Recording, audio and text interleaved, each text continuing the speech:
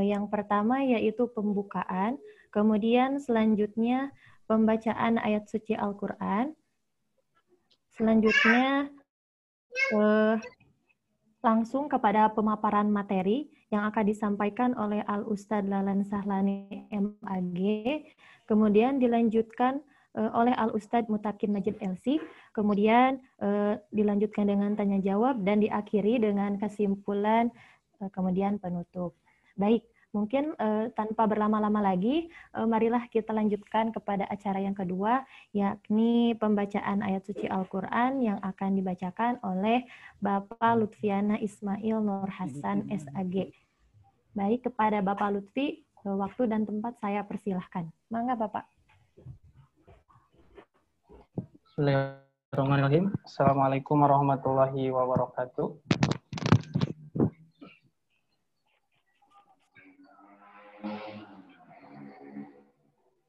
A'udzu billahi minasy syaithanir rajim. Bismillahirrahmanirrahim. Spotlight video. Udah. ما أنزلنا عليك القرآن لتشقى إلا تذكرة لمن يخشى تنزيلا ممن خلق الأرض والسماوات العلى الرحمن على العرش استوى الرحمن على العرش استوى له ما في السماوات وما في الأرض وما بينهما وما تحت الثرى وإن تجهر بالقول فإنه يعلم السر وأخفى الله لا إله إلا هو له الأسماء الحسنى وهل أتاك حديث موسى صدق الله العظيم.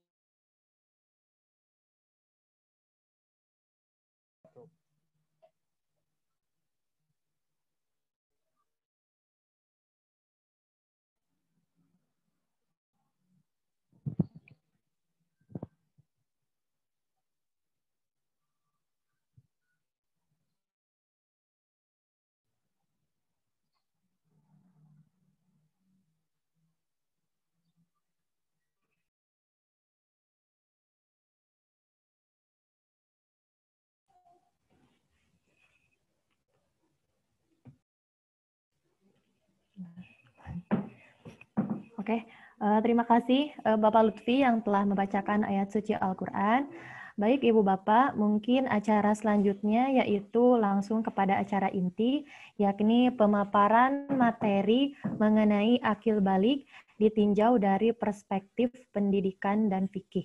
Nah, sedikit mengulas mengenai akil balik, sebagaimana yang kita ketahui bahwa akil balik ini merupakan kondisi tercapainya kedewasaan secara biologis, psikologis, sosial, finansial, serta kemampuan memikul tanggung jawab, memikul amanah seseorang, atau menerima perintah dari Allah Subhanahu wa Ta'ala.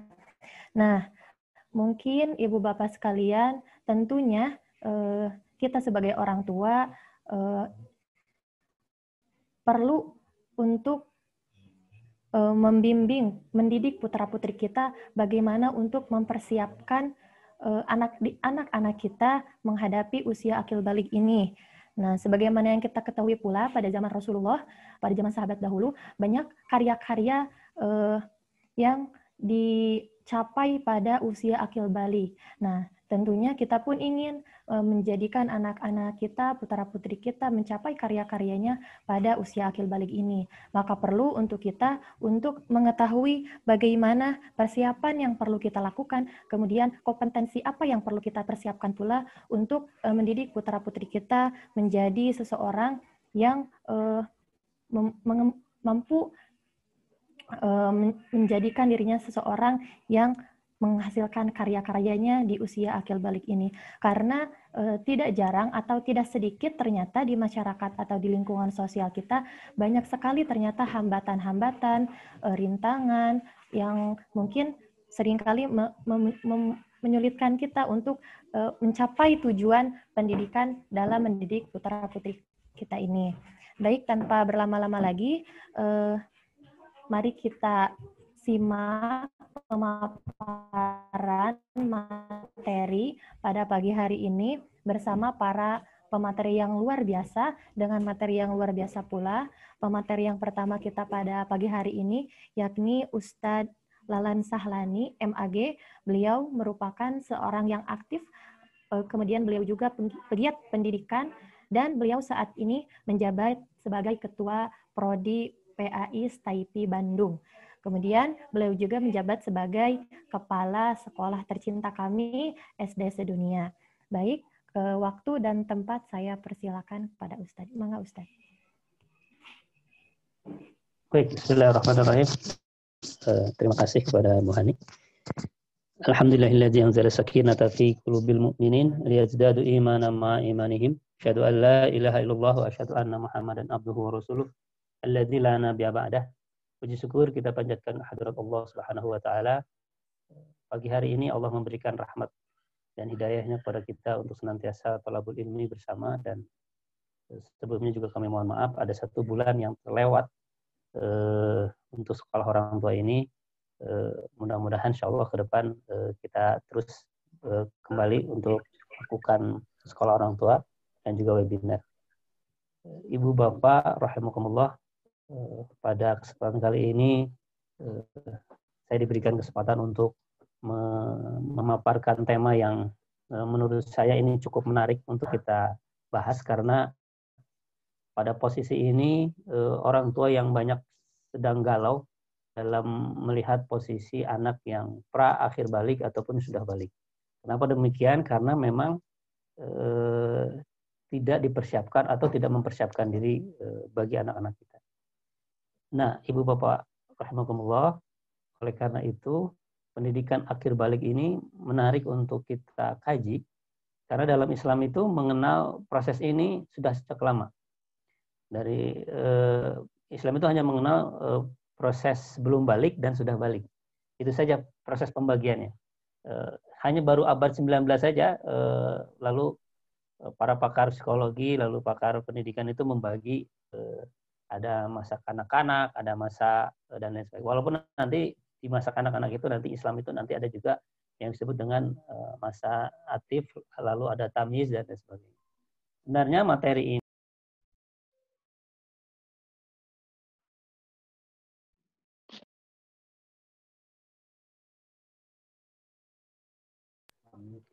ya, sebenarnya materi akhir balik ini melonjak karena harusnya kita di posisi tamyiz dulu, dari 0 sampai 7, dari 7 sampai 10 atau sampai 12. Nah, nanti insya Allah kajian ini saya akan membahas juga di persiapan masa prabalik, artinya masa tamyiz. Sebenarnya nanti kita akan bahas juga. Oleh karena itu, insya Allah mudah-mudahan ini akan menjadi diskusi kita yang cukup menarik. Baik, Ibu sekalian, kita akan lihat slide-nya ini. Untuk bentar. Ya. Ibu Bapak sekalian, kalau kita lihat gambar di slide selanjutnya itu. Nah, hari ini terlalu banyak kejadian dalam konteks anak-anak kita ini adalah pada posisi yang seperti ini. Kalau tidak tawuran, dia jadi geng motor atau memotoran, atau biasanya pengaruh narkotika, lalu MBA ya. MBA itu bahasa halusnya dari perjinahan. Itu banyak terjadi di sekeliling kita, dan kita melihat itu menjadi hal yang pada hari ini seolah-olah biasa. Padahal itu menjadi hal yang mestinya kita harus mengurutkan dahi, dan ini menjadi permasalahan yang besar bagi kita. Oleh karena itu, kenapa ini harus terjadi? Karena pada masa-masa prabaliknya ini tidak dipersiapkan. Lalu ketika mereka pada usia balik seperti ini, justru ini yang terjadi. Nah, ini ada apa? Oleh karena itu ini ada yang harus kita bahas dan harus kita persiapkan. Ternyata masa balik itu bukan hanya sekedar istilahnya mengiringi waktu saja, tapi juga memang harus kita persiapkan. Baik, sebelum kita membahas tentang akhir balik, kita harus membahas dulu tentang pendidikan. Pendidikan Islam yang akan kita bahas karena memang ini menjadi referensi kita. Saya memahami bahwa pendidikan Islam itu adalah sebuah usaha sadar ya untuk menumbuh dan mengembangkan fitrah dan potensi kita sebagai manusia itu.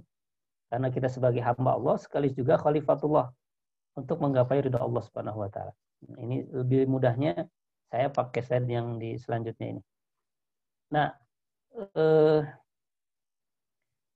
pendidikan Islam itu adalah usaha sadar untuk menumbuh dan mengembangkan. Kita sudah paham arti tumbuh dan kembang.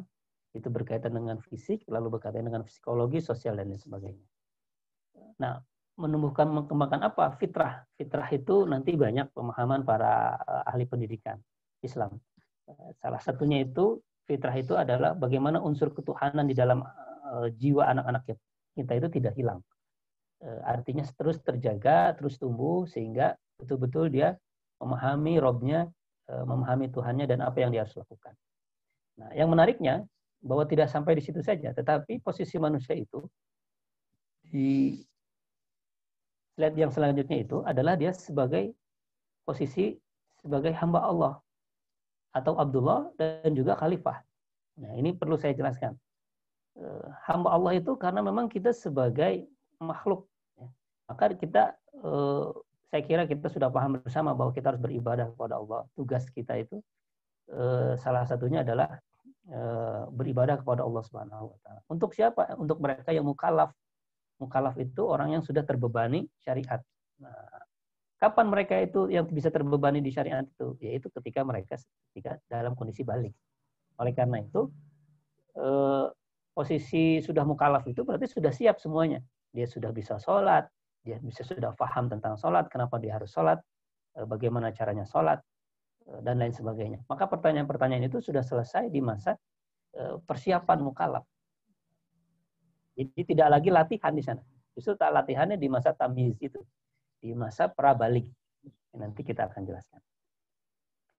Fungsinya dia beribadah, dan bukan hanya dia diperintahkan untuk beribadah, tetapi juga sebagai khalifah.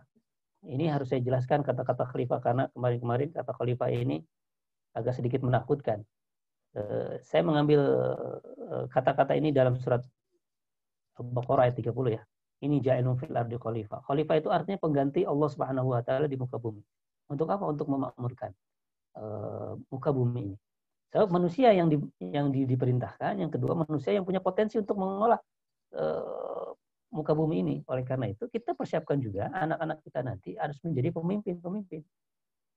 Jadi bukan hanya dia sebagai hamba Allah, tetapi juga dia sebagai pemimpin. Maka dua posisi tugas ini yang harus dipersiapkan. Harusnya seperti apa dan bagaimana? Di masa apa? Nah, ini di masa balik ini. Jadi tujuannya untuk tadi. Tugasnya hamba Allah, lalu juga pemimpin untuk mencapai ridho Allah Subhanahu wa taala. Sebab bagaimanapun setiap individu ini mempunyai dua fungsi ini. Fungsinya sebagai Abdullah, fungsinya sebagai khalifah. Baik laki-laki maupun perempuan. Paling tidak dia menjadi pemimpin bagi dirinya sendiri. Oleh karena itu, nanti kita ke depan itu tidak hanya mempersiapkan anak-anak kita sebagai hamba Allah, tetapi juga dia sebagai pemimpin. Jadi semuanya harus dipersiapkan. Maka harus ada kurikulum untuk melakukan hal itu, baik di rumah maupun di sekolah. Itu yang menarik menurut saya, yang harus kita pahami, sehingga nanti itu akan berlanjut kepada pendidikan akhir balik. Untuk apa? Untuk capaiannya, untuk tadi. Bagaimana bagi Abdullah dan juga Khalifah. Nah, saya membagi akhir balik ini dalam beberapa konteks. Yang pertama itu pemahaman kita tentang akhir balik, lalu generasi akhir balik di masa para sahabat dan para tabi'in. Lalu ada problem akhir balik, lalu nanti kita akan membahas tamyiz itu apa, lalu amrod itu apa. Kalau nanti kalau Ustadz Mutakin itu lebih melihat dari perspektif fikihnya ya. Kalau saya lebih kepada perspektif pendidikannya. Nah, akhir balik itu tadi sudah disampaikan bahwa di mana kalau akil itu berakal, kalau balik itu sampai, artinya telah sampai pada masa dewasa. Balik itu nanti ditandai dengan tanda-tanda reproduksi dan lain sebagainya. Nanti Ustadz Mutakin akan menjelaskan itu. Akal itu artinya dia berfungsi untuk melakukan, mencerna, mengamati dan lain sebagainya. Oleh karena itu, akhir balik ini adalah sebuah kesatuan sepenuhnya untuk dewasa, tapi bukan remaja, karena sebenarnya kita tidak mengenal istilah remaja. Yang mengenal itu ya kita mengenalnya balik atau nanti dia dewasa, matang secara fisik, lalu mental, bertanggung jawab, siap memikul beban, ya, dan juga bisa membuka permasalahan. Nah, itu akhir balik. Nah, ini pemahaman akhir balik. Dewasa secara mental, dewasa secara fisik kalau baliknya itu. Kalau akil itu pengaruh pendidikan. Nah, ini pengaruh pendidikan ya, akal itu dipengaruhi oleh pendidikan. Lalu balik itu pengaruh nutrisi. Dia sudah mencapai atau tidak tergantung nutrisinya. Biasanya ada yang cepat, ada yang lambat dan sebagainya. Perkembangan akal ya, kalau akil itu lebih pada perkembangan akal. Kalau balik itu perkembangan nafsu. Kalau akil itu lebih kepada fungsi dan tanggung jawab. Nah, kalau balik itu lebih fungsi ke reproduksi. Selanjutnya. Nah, ini.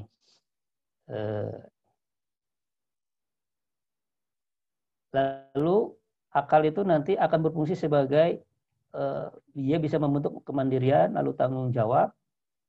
Nah, kalau balik itu insting untuk hidup dan mati itu ada di konteks di balik.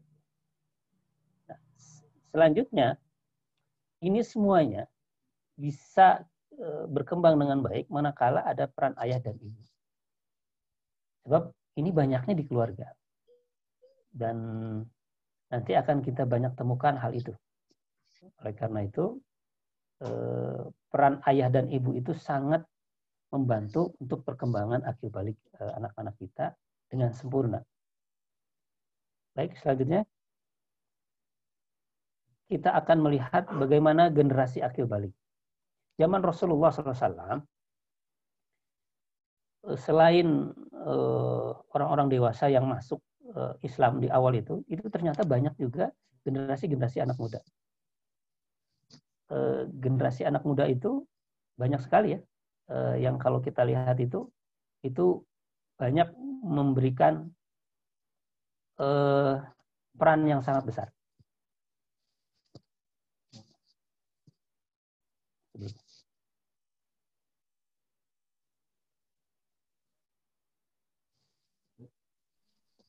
Nah, generasi akhir balik ini bisa dilihat.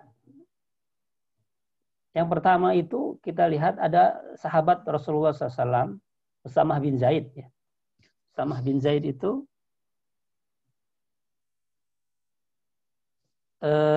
dia usia 16-18 tahun itu sudah menjadi panglima perang.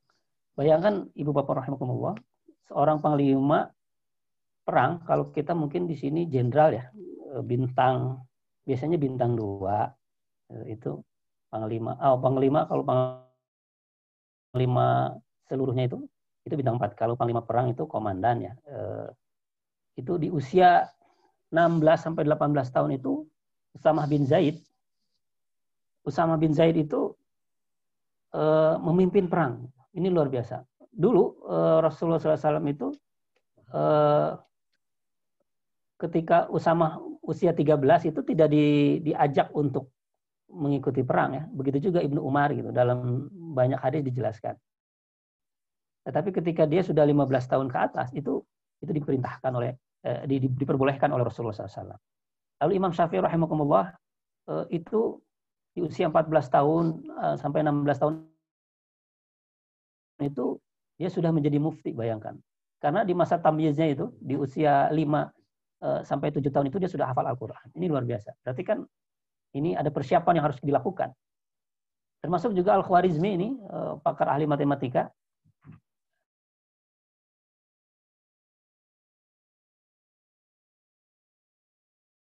Bayangkan ini sangat cerdas sekali. Dan dia menjadi guru besar itu di usia 16 tahun. Luar biasa. Usia 16 tahun itu SMA kelas 1 mungkin ya. Oleh karena itu, Ibu Bapak rahimakumullah, kenapa hari ini anak-anak di generasi hari ini itu tidak mencapai prestasi istimewanya di awal atau di masa akhir balik mereka? Ternyata lebih banyaknya itu karena memang tidak dipersiapkan. Oleh karena itu, bagaimana kita bisa mempersiapkan generasi akhir balik ini sehingga dengan seperti itu kita banyak nanti menemukan generasi akhir balik itu memberikan prestasi yang luar biasa. Maka perlu ada kurikulum, perlu ada pembelajaran, perlu ada fokus di rumah tangga itu untuk melakukan hal ini. Kalau tidak ya akan terus seperti ini. Sehingga nanti akan kita melihat bagaimana orang-orang yang fokus dirinya itu untuk melakukan pembinaan generasi itu, maka dia akan memunculkan. Pastinya akan kita bisa dapatkan. Contoh saja di Indonesia itu ada Pak B.J. Habibie. Dari sejak kecil itu dia sudah dilatih oleh orang tuanya untuk membaca, literasi dan sebagainya. Sehingga kalau kita kan generasi tamyiz itu ya, generasi 7 sampai 12 tahun itu biasanya dibiarkan seluas-luasnya untuk main. Bahkan dalam tanda kutip itu diliarkan ya. Jadi pergi pagi, pulang maghrib kan gitu. Selalu seperti itu.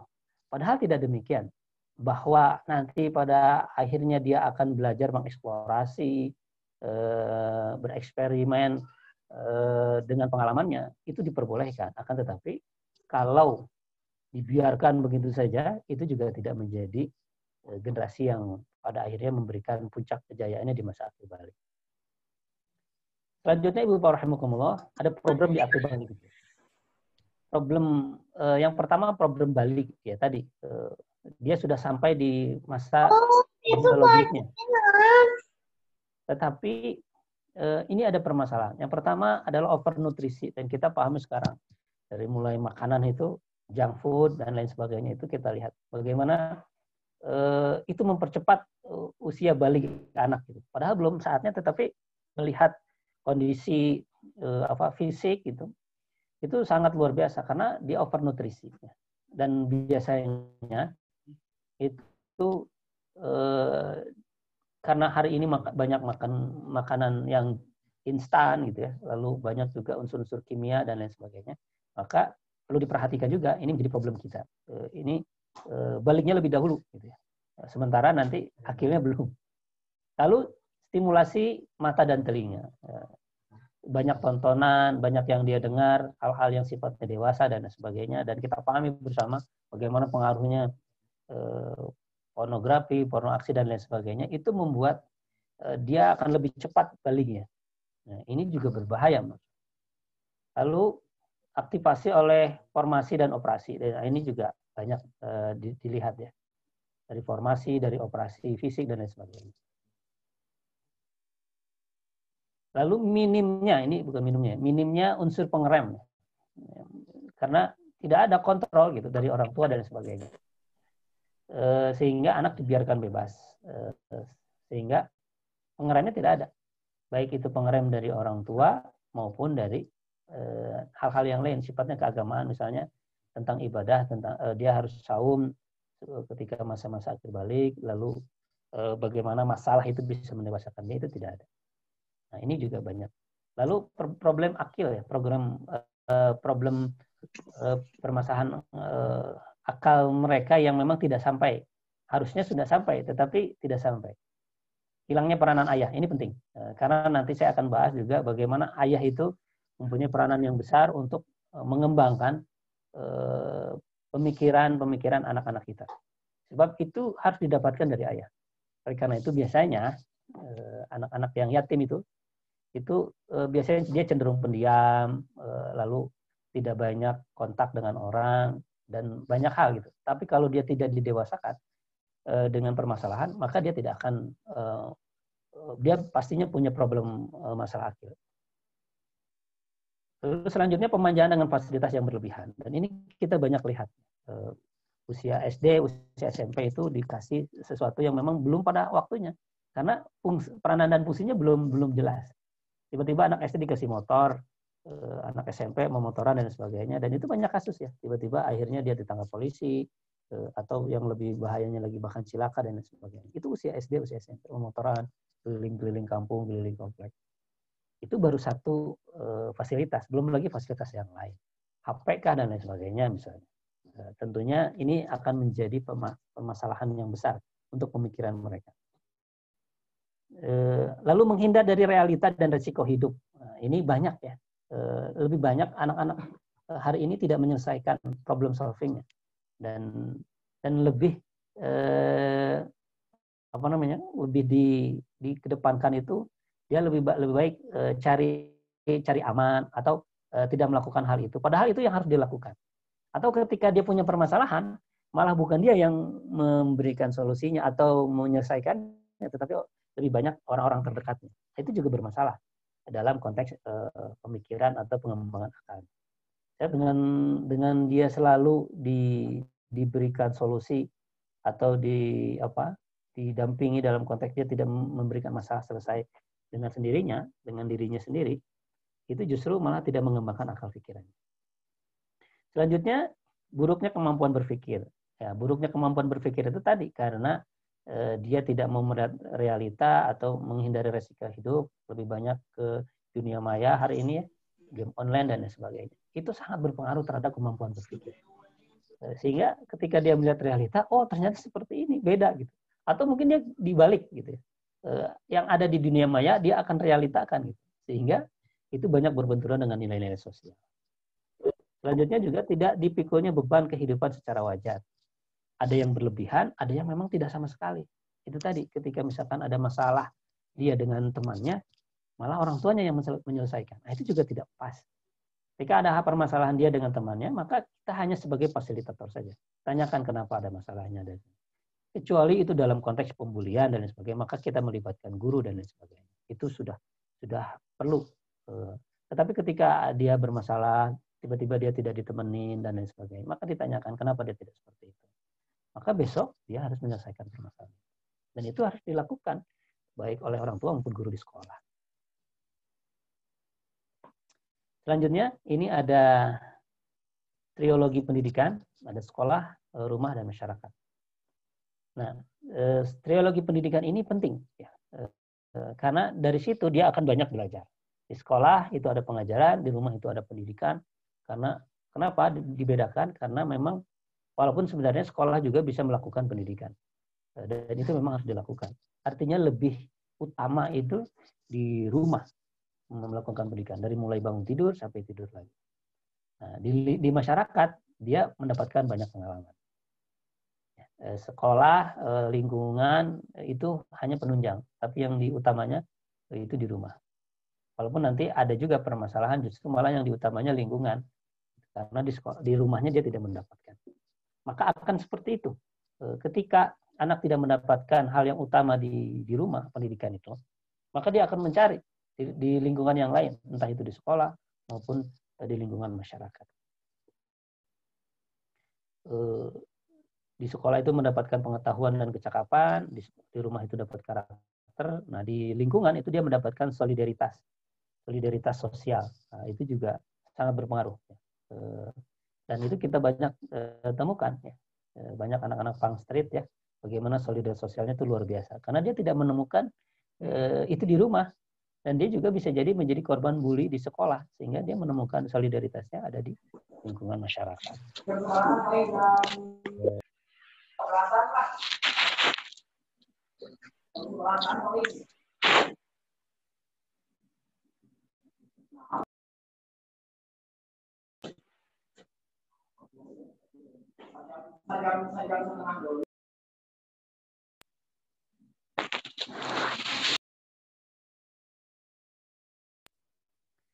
Ya. Selanjutnya, Ibu rahimakumullah, kita akan melihat peran. Nah, ini kalau tadi semua ada lembaga, rumah, sekolah, lingkungan, dan semuanya itu bisa kita lakukan manakala kita bisa bekerja sama. Paling tidak dengan sekolah, itu harus ada kerjasama. Kalau ada sekolah yang tidak bisa bekerja sama dengan rumah, maka jangan dipilih untuk sekolah anak-anak.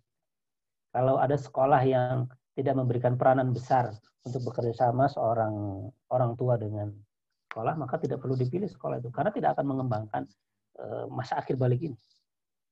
Nah, oleh karena itu harus kita menjadi pintar-pintar, terutama lingkungan.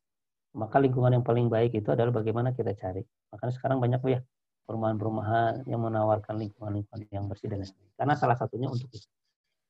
Nah, ini saya ingin menitik beratkan dalam peran ayah dan peran ibu dalam permasalahan akhir balik ini. Nah, peranan ayah itu dia adalah seorang yang mengembangkan visi dan misi. Visi misi dalam kehidupan itu didapatkan dari ayah itu. Semuanya itu. Kalau ayah tidak memberikan peran sebagai visioner atau tidak memberikan visi misi dalam kehidupan anak-anak kita atau anak-anaknya, maka anak itu nanti tidak punya arah. Anak itu tidak punya arah. Visi misi itu bukan berarti menularkan bakat atau keinginan ayah, bukan, tetapi kita kasih visi misi besar dalam kehidupan itu. Universalisme kehidupan itu harus disampaikan, entah itu kejujuran, keberagamaan, lalu sosial, itu harus disampaikan oleh seorang ayah, tentu dengan bahasa anak. Nah, sementara ibu itu adalah pelaksana harian pendidikan. Apa yang sudah disampaikan oleh bapaknya, bahwa ketika ayahnya menyampaikan bahwa tidak baik, merokok itu tidak baik, maka itu harus disampaikan, dan ibu sebagai pelaksana harian. Itu juga menarik. Bahwa tawuran itu tidak baik, bahwa narkoba itu tidak baik, itu harus disampaikan. Apa dampaknya, kenapa orang seperti itu, dan sebagainya. Maka itu perlu disampaikan. Nah, pelaksana hariannya siapa? Ibu. Ibu yang mengontrol dan sebagainya.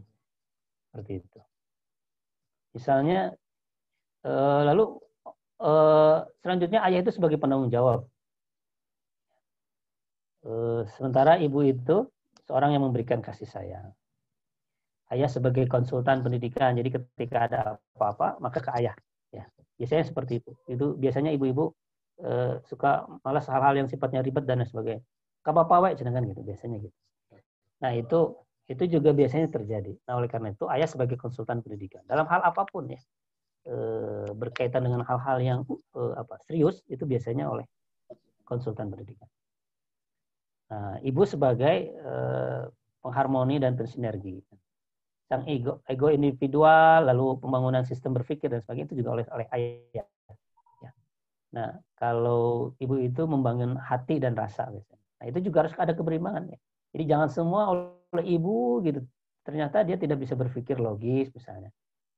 Dia tidak memunculkan kemandiriannya misalnya. Itu juga ego itu perlu dimunculkan dalam konteks dia sebagai seorang anak. Tetapi juga bisa diatur. Nah, seperti itu.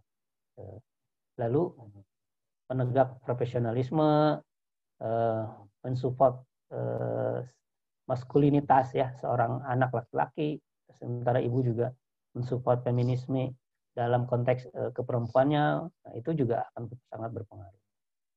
Nah, yang menarik ini adalah the king of tega. The king of tega itu artinya biasanya ayah itu yang dia bisa membiarkan anaknya melakukan sesuatu yang memang itu harusnya. Contoh misalnya, ketika anak berjalan lalu tiba-tiba jatuh, itu biasanya ayah itu the king of tega itu. Ya, misalnya ketika jatuh, itu tiba-tiba tidak langsung dirangkul dan sebagainya. Oh ya, bangun lagi nak, ayo sok bangun, kuat gitu. Nah, itu setelah itu baru digendong oleh ibunya. Nah, itu penting menurut saya. Jadi jangan ketika jatuh, lalu kita rangkul langsung tiba-tiba dan lalu kita menyalahkan kodok misalnya, atau menyalahkan siapapun misalnya. Kan biasanya gitu ya. Kalau pendidikan dulu itu seperti, oh ini salah kodok, misalkan salah ini, selalu disalahkan. Nah, King of Tega ini penting dalam kondisi-kondisi tertentu bagaimana kita membiarkan bahwa anak itu harus menyelesaikan permasalahan dalam kehidupan. Selanjutnya, ini di masa tamyiz. Ini masa tamyiz itu masa usia 7 sampai 12 tahun. Di mana ini masa-masa persiapan ya. Persiapan dia menjadi hamba Allah, karena nanti di situ banyak dikenalkan kewajiban dia. Sifatnya mengenalkan. Dalam hadis itu dia dikenalkan tentang sholat, gitu. Dikenalkan dengan ibadah-ibadah lain. Artinya di usia baligh nanti, di usia 15 tahun itu, anak-anak kita sudah tidak lagi belajar tentang bagaimana tata cara sholat, bagaimana bacaan sholatnya, tetapi itu sudah selesai di waktu usia tamyiz, di waktu usia SD. Dan itu harus kita lakukan. Lalu juga dia biasanya bermain itu untuk memenuhi kebutuhan fisik, emosi gitu ya. Nah itu penting ya. Bermain itu penting tetapi tidak berlebihan. Memenuhi perkembangan fisik, emosional, sosial. Maka biasanya oleh Umar bin Khattab itu ini Imam Umar bin Khattab itu diperintahkan untuk berenang ya, memanah, itu untuk dalam konteks ini bagaimana menyeimbangkan emosinya, fisiknya. Juga nanti bagaimana peran dia sosial dengan berteman. Harus berteman, tetap harus berteman. Baik itu di rumah maupun di sekolah. Dia punya kewajiban untuk mendapatkan hak. Jadi nanti apa hak dia dan lain sebagainya itu perlu dijelaskan. Sosial dan interdependensi. Jadi dia ada dalam ketergantungan kita. Karena di masa usia SD itu pasti ada ketergantungan. Biasanya kalau malam kemana-mana itu kita hariwang untuk ditinggalkan, maka biasanya dibawa dan lain sebagainya. Nah, pengenalan konsekuensi positif itu lebih didahulukan daripada konsekuensi negatif. Artinya, ketika kamu melakukan ini, maka akan berakibat seperti ini. Itu harus disampaikan. Kenapa sih kita harus berbuat baik? Karena kalau kita baik itu, maka orang akan menjadi baik lagi. Nah, ketika kamu tidak baik, maka orang akan lebih jahat kepada kamu. Misalnya seperti itu. Artinya hal-hal yang positif dulu lebih didahulukan. Termasuk juga dalam pengenalan keagamaan. Jangan lalu tiba-tiba mengenalkan neraka lebih banyak ketimbang menjelaskan surga. Nah, hari ini harus banyak menjelaskan surga. Ayo nak kita sholat agar Allah memberikan surga kepada kita. Terus gitu. Itu hal-hal yang positifnya dulu yang baru kita. Dan biasanya mereka itu eksplorasi ya. Dan dia senang berkompetisi dan jangan lupa bahwa dia harus punya tanggung jawab. Ketika apa yang dia lakukan ya harus tanggung jawab, konsekuensinya apa dan sebagainya. Itu. Targetnya itu adalah kita harus bentuk, kita harus memberikan kekuatan kepada dia, lalu kita mandirikan dia, lalu kita aktualisasikan. Artinya kita terjunkan dia dalam kehidupan sosial, di rumah dan sebagainya, dan kita berikan tanggung jawab sesuai kapasitas. Lalu kompetensi apa? Kompetensi keagamaannya, dia harus menjadi hamba Allah yang mempersiapkan untuk menjadi orang yang mukallaf, ya tadi yang menerima beban-beban syariat. Lalu juga mempersiapkan sebagai khalifah. Persiapan saja ini, belum nanti di usia yang selanjutnya. Perbedaan yang lebih kuat dan mandiri. Bertahan dalam ketergantungan. Nah, ini menarik. Dia harus bertahan tapi di dalam ketergantungan. Artinya kita memberikan kebebasan terbatas gitu. Jadi tidak bebas sebebas-bebasnya tapi berbebas terbatas. Lalu ada disiplin sosial, nah ini dalam berteman dan sebagainya, lalu juga tanggung jawab. Prinsip pembelajarannya melibatkan Allah dalam kehidupan. Artinya kita melihat situasi dan kondisi dan sebagainya, maka kita kembalikan kepada Allah. Ya, mudah-mudahan Allah berkenan. Mudah-mudahan nanti kita ada rezekinya, Allah memberikan rezekinya. Nanti baru kita beli dan lain sebagainya misalnya. Nah, itu harus dilibatkan dalam konteks seperti itu. Nah, metodologi pembelajarannya pedagogi, karena pedagogi itu ke anak-anak untuk pendidikan anak-anak. Kalau andragogi itu untuk orang dewasa. Aktualisasi dirinya tetap harus bertanggung jawab ya, dan itu harus ditempa. Kita ajarkan dia teknik untuk berkompetisi gitu ya, membaca, literasi dan sebagainya. Terakhir, Ibu Bapak rahimakumullah, itu usia amrod. Amrod itu usia, ya kalau kita remaja mungkin ya, itu di 12 sampai 15 tahun atau usia SMP. Nah, karakter keagamaannya ini mereka biasanya sudah wajib melakukan hal yang diatur oleh agama. Jadi itu sudah wajib, karena kalau 10 tahun tidak sholat maka dipukul. Itu kan konsekuensi. Oleh karena itu, ini berarti sudah pada tahapan, kalau tadi di tahapan tamiz itu pembiasaan, maka tahapan amrod itu sudah pada tahapan yang lebih dari itu, bahwa agama itu adalah sudah menjadi panggilan jiwa dia. Nah, itu penting. Mempersiapkan, menjalankan tugasnya itu bukan hanya sebagai hamba Allah, tetapi juga sebagai tadi pemimpin, khalifah. Dia sudah harus punya tanggung jawab sendiri, cuci sepatu sendiri, cuci pakaian sendiri, harus dilibatkan di rumah, tugas-tugasnya harus ngepel dan lain sebagainya. Dan utama pendidikannya adalah penguasaan dasar-dasar ilmu ketuhanan. Akidahnya harus kuat. Nah, karakter belajarnya biasanya memang di usia ini itu sangat luar biasa itu. Semangatnya itu. Mestinya seperti itu. Kalau tidak seperti itu berarti ada masalah. Rasa ingin tahu yang sangat tinggi, imajinasinya luar biasa, eksplorasinya, penjelajahan dan sebagainya. Maka ini harus dilakukan. Nah, di usia-usia seperti ini, makanya olahraganya juga harus ditingkatkan. Biasanya mencoba untuk diajak ke hal-hal yang lebih lebih menantang, ke gunung dan sebagainya misalnya. Bakatnya juga memiliki sifat yang produktif ya, membawa kepada peranan yang spesifik ya, memiliki pengetahuan dan keterampilan teknis di bidang tertentu. Nah, ini sudah bisa ya, usia SMP itu mestinya sudah. Ya kan, selain dari keagamaan dan sebagainya, maka dia punya spesifikasi keilmuan apa? Bahasa kah? Gitu. Itu harus dimanfaatkan. Ya. Lalu mengoptimalkan diri sebagai seorang dewasa. Ya, harus dikenal sebagai orang dewasa ya Bu, usia SMP itu. Jadi jangan lagi diberlakukan sebagai anak-anak. Mereka biasanya tidak mau, dan biasanya mereka kalau diberlakukan seperti itu, biasanya mereka melawan, gitu ya. Entah itu konsekuensi dan sebagainya, maka diberlakukan sebagai orang dewasa. Lalu dalam panggilannya jangan disebut lagi hayang manja ya, tanggung jawab, diberikan tanggung jawab, diberikan peran sosial dan sebagainya. Itu juga penting. Dan tadi bahwa metode pendidikan Raja Tega itu juga penting. Dia biarkan harus punya solusi yang harus diselesaikan dan lain sebagainya. Dan jangan lupa bahwa dia juga harus diajarkan entrepreneurship. Karena Rasulullah SAW itu di usia 15 tahun itu sudah menjadi pedagang internasional ya, udah ke Syam ya, udah ke Palestina dan sebagainya. Nah, kita hari ini anak-anak kita bisa karena sekarang penjualannya sudah online. Jadi belajar aja anak-anak kita usaha dan sebagainya untuk apa.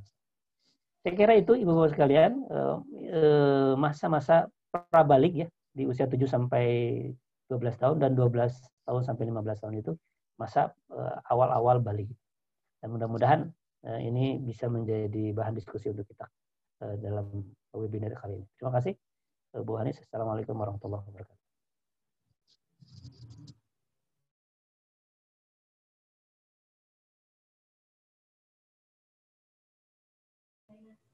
Baik, Ustadz, jazakumullah khairan katsir yang telah menyampaikan materinya yang luar biasa sekali pada pagi hari ini.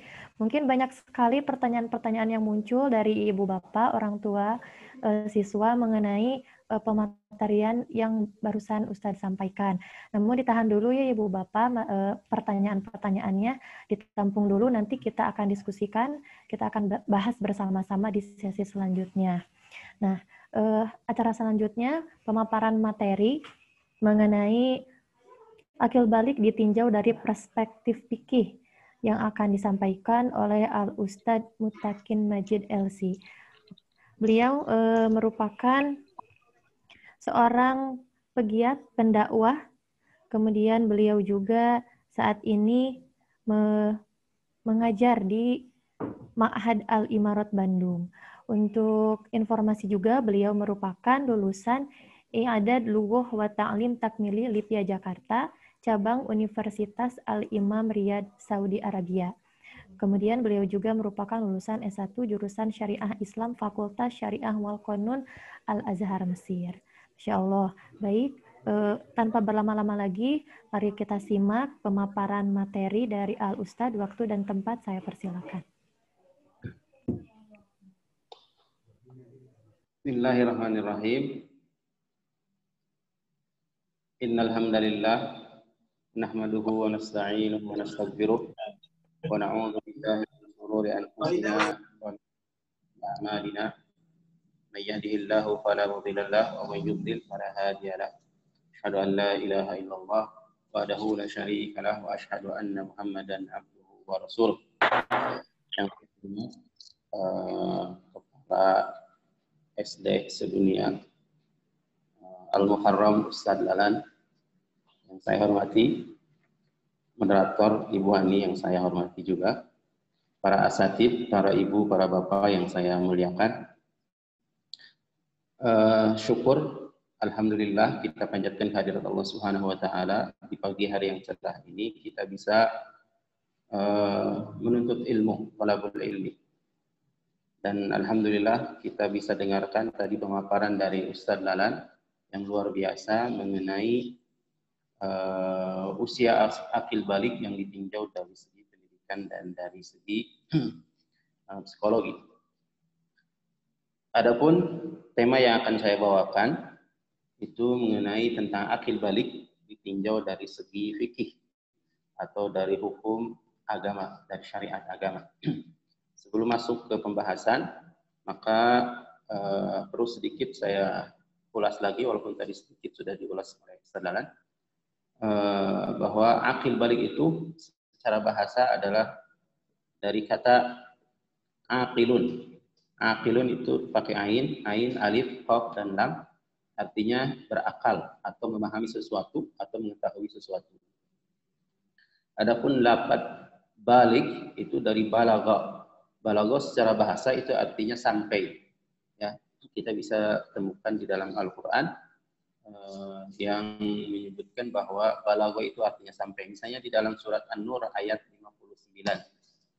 An-Nur ayat 59 Allah Subhanahu wa taala berfirman, "Wa idza balagal atfalu minkumul huluma." Dan jika anak-anakmu telah sampai umur balik, ya. Apabila balagha itu artinya sampai. Jika anak-anakmu sampai al-huluma pada usia umur balik. Al-hulum itu arti kata dari bermimpi, tapi mimpi di sini tidak sembarang mimpi yang dalam bahasa Arab disebut dengan ihtilam. Mimpi yang khusus yang sudah menunjukkan bahwa seorang anak tersebut telah mencapai usia balik. Kemudian juga di dalam surat An-Nisa ayat 6 Allah Subhanahu wa taala juga berfirman, "Wabtalul yatama hatta idza balagun nikah." Wabtalul yatama, dan ujilah anak yatim. Anak yatim biasanya anak yang kecil-kecil itu ya. Karena kalau sudah balik bukan yatim lagi. Wabtalul yatama, dan ujilah anak yatim hatta idza balagun nikah, sampai mereka cukup umur untuk nikah, ya. Hatta di sini ada kata-kata balagu, artinya sampai mereka mencapai usia untuk siap nikah. Jadi secara bahasa balik itu berasal dari balagha yang artinya sampai. Dalam keseharian juga kita sering kali mendengar istilah-istilah, misalnya tabligh, ya. Tabligh itu sama satu akar kata dengan balik tadi. Jadi tabligh itu artinya menyampaikan sesuatu. Tabligh akbar misalnya, itu artinya menyampaikan sesuatu dalam skala besar. Atau misalnya pendakwahnya itu disebut juga dengan muballigh, artinya orang yang menyampaikan sesuatu dan menjelaskan sesuatu hukum-hukum agama, itu disebut juga dengan muballigh juga. Kalau di dalam bahasa Sunda ada istilah balik, ya, itu balik misalnya. Nah, itu saya kira diambil dari bahasa Arab, ya. Sebalik itu artinya tidak sampai di usia balik atau sikap yang tidak dewasa gitu ya.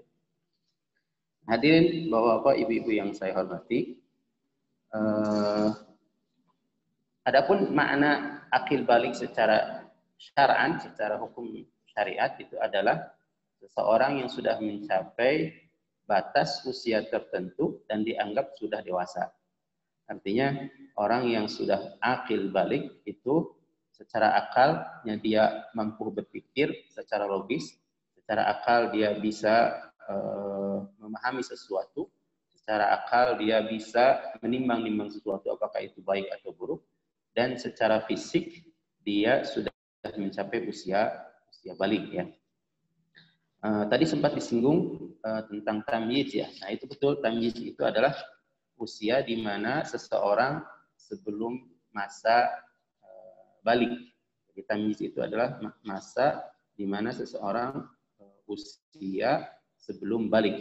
Jadi manusia itu dari kecil, anak kecil yang disebut dengan sobiyun, kemudian memasuki usia sekitar 7 tahun, itulah disebut dengan tamyiz.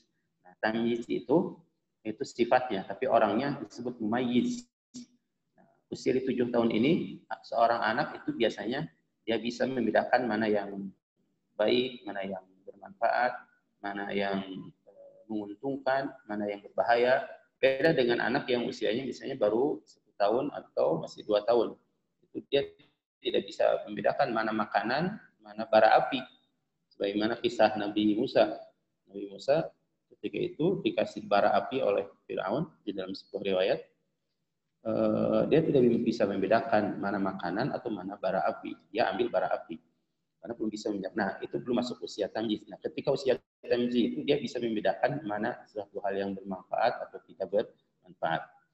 Namun tetap usia tamyiz ini secara hukum dia belum kena taklif, ya, belum terkena beban untuk melaksanakan syariat. Walaupun sebagai bentuk pendidikan di usia tamyiz pun harus dididik agar nanti ketika dia usia balik dia bisa menjalankan syariat agama dengan sempurna. Tadi sudah dijelaskan oleh Al-Mukarram Ustaz Lalan ya.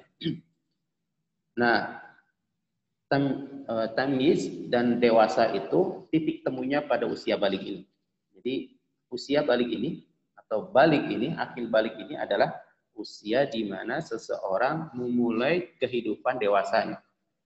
Jadi seseorang ketika memulai kehidupan dewasanya, itulah yang disebut dengan akil balik tersebut.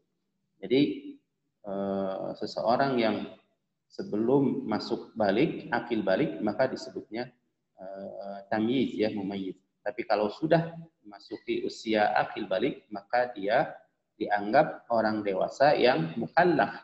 Mukallaf itu adalah seseorang yang siap untuk menerima perintah-perintah dari Allah Subhanahu wa taala dan siap untuk menerima untuk menjauhi larangan-larangan dari syariat ini. Jadi hadirin Bapak-bapak, Ibu yang saya hormati, akil balik itu adalah titik temu antara usia seseorang tamyiz dengan usia seseorang dewasa sebagai mukallaf. Kalau tadi disebutkan dengan amrod ya, amrod itu bisa saja dia bisa saja dia masih dalam usia tamyiz atau bisa juga amrod itu sudah masuk ke masa dewasa ya. Ketika syarat-syarat akil balik sudah dipenuhi. Misalnya usia amrod kan tadi 12 sampai 15 tahun, tapi ketika dia sudah memenuhi syarat akil balik, maka dia walaupun meskipun amrod dia sudah mukallaf, sudah terbebani hukum-hukum syariat untuk dilaksanakan dalam kehidupan sehari-hari. Kemudian akil balik ini ada beberapa tanda. Nah, dan tanda-tanda yang besar itu ada 3 ya. Ada 3 tanda besar bahwa seseorang sudah mencapai usia akil balik. Usia balik secara fisiknya itu dia kalau akilnya tadi berakal ya, dia bukan orang yang berkebutuhan khusus secara akal, orang yang mampu membedakan yang benar dan baik, orang bisa mampu berpikir, orang yang mampu memahami, secara akalnya akal sehat. Nah, secara fisiknya baliknya itu ada 3 ciri yang kalau sudah dicapai salah satu dari 3 ciri itu, maka dia sudah memasuki usia balik. Tapi tidak semua yang balik itu mukallaf. Kenapa? Karena untuk jadi mukallaf itu dia harus balik dan harus akil. Jadi secara fisiknya sudah balik, sudah memenuhi syarat-syarat balik, kemudian secara akalnya harus akal sehat. Ya, misalnya orang majnun, orang yang gila itu tidak mukallaf, walaupun misalnya dia sudah balik ya, sudah mencapai atau sudah mempunyai tanda-tanda balik. Nah, kemudian apa itu tanda-tanda balik bagi seorang manusia? Tanda-tanda balik yang bagi seorang manusia adalah salah satunya adalah yang dari 3 itu adalah ihtilam. Ihtilam itu yang kalau dalam di dalam istilah Al-Quran disebut dengan al-hulum, ya. Al-hulum itu artinya mimpi. Ihtilam itu bisa terjadi pada laki-laki dan bisa terjadi pada perempuan. Ihtilam itu adalah ketika seseorang bermimpi basah, ya. Bukan hanya mimpi saja, tapi mimpi basah. Bukan hanya basah juga kan? Karena mimpi basah juga ada yang buang air kecil, ya, mimpinya.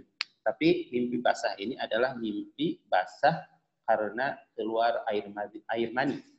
Ya, ketika seseorang baik perempuan atau laki-laki keluar air mani, maka dia sudah ihtilam. Di dalam bahasa Arab disebut dengan ihtilam.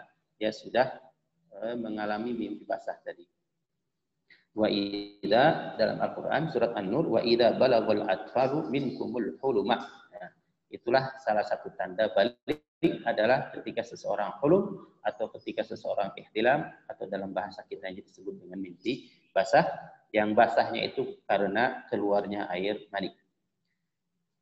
Kemudian tanda yang kedua, tadi kalau ihtilam itu ada kebanyakan laki-laki, perempuan juga ada tapi sedikit. Nah, kemudian tanda yang kedua adalah haid. Nah, ini adalah tanda balik bagi seorang perempuan. Ya, itu biasanya di usia 9 tahun sampai ke 15 tahunan begitu. 9 tahun sampai 15 tahun itu adalah masa-masa di mana seorang perempuan mendapatkan masa haid. Ya, dan haid itu adalah darah yang keluar dari rahim seorang perempuan, yang darah itu bukan karena nifas atau bukan karena penyakit, ya. Darah yang rutin keluar setiap bulan, yang warnanya merah kehitam-hitaman dan agak kental. Nah, itu adalah darah yang dimaksud dengan darah haid. Ketika seorang perempuan mengalami masa haid, maka dia sudah balik bagi seorang perempuan tersebut. Nah, kemudian bagaimana kasusnya kalau seseorang laki-laki atau perempuan ketika usianya sudah besar, tapi belum mendapatkan ihtilam, belum bermimpi basah, dan dia belum haid bagi perempuan, maka para ulama membuat sebuah aturan, yaitu batas usia seseorang yang tidak mendapatkan haid dan tidak mendapatkan mimpi, maka dipatok oleh para ulama dengan usia 15 tahun. Jadi ketika seseorang tidak mendapatkan haid, tidak mendapatkan ihtilam, tidak mendapatkan mimpi basah, maka ketika sudah mencapai usia 15 tahun, maka dia sudah dianggap balik, ya, sudah dianggap balik. Dalilnya adalah suatu ketika ada seorang anak kecil usianya 14 tahun. Saya lupa namanya. Seorang anak kecil itu meminta kepada Rasulullah untuk ikut berperang bersama Rasulullah. Nah, ketika itu Rasulullah tidak mengizinkan anak tersebut untuk ikut berperang karena usianya masih 14 tahun. Artinya dia masih dianggap kecil, ya. Dan ketika dia usia 15 tahun dan ada perang lagi, dia minta izin lagi kepada Rasulullah. Maka Rasulullah mengizinkan anak kecil tersebut, anak tersebut yang sudah menjadi dewasa karena sudah berumur 15 tahun, untuk ikut berperang bersama para sahabat yang lainnya. Ini artinya apa? Artinya usia 15 tahun Hijriah, ya. Usia 15 tahun Hijriah itu adalah usia di mana seseorang sudah dianggap dewasa dan sudah siap untuk melaksanakan taklif atau kewajiban-kewajiban, tuntutan-tuntutan yang diberikan oleh Allah Subhanahu wa Ta'ala.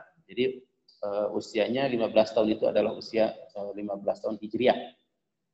Kalau Masehiyahnya atau Masehinya berarti sekitar 14 tahun 7 bulan, ya, karena yang Hijriah itu lebih cepat. Jadi sekitar 14 tahun 7 bulan itu seorang anak ketika sudah mencapai itu, walaupun tidak haid ataupun tidak ihtilam, maka dia sudah dianggap balik, ya.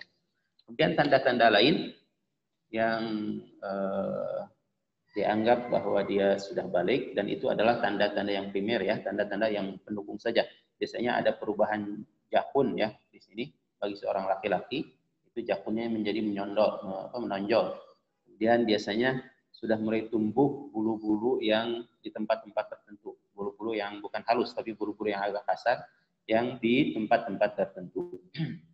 Misalnya di ketiak atau di kemaluan misalnya, itu tumbuh bulu-bulu yang kasar.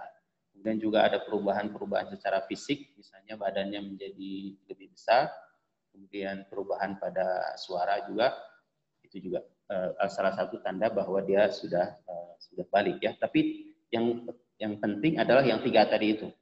Kalau enggak ihtilam, mimpi, kalau enggak haid, kalau enggak dia sudah masuk usia 15 tahun ya. Nah, tadi dijelaskan ketika seseorang ihtilam itu kan mengeluarkan air mani ya. Nah, ternyata di dalam agama juga ada 3 bentuk cairan selain air kencing, air seni, itu ada 3 bentuk cairan yang salah satunya yang masing-masing bentuk cairan tersebut mempunyai konsekuensi hukum ya. Kalau tadi ketika seseorang ihtilam atau ketika seseorang mimpi basah mengeluarkan air mani, maka dia konsekuensi hukumnya adalah dia harus al-ghuslu, harus mandi yang disebut dengan mandi junub ya.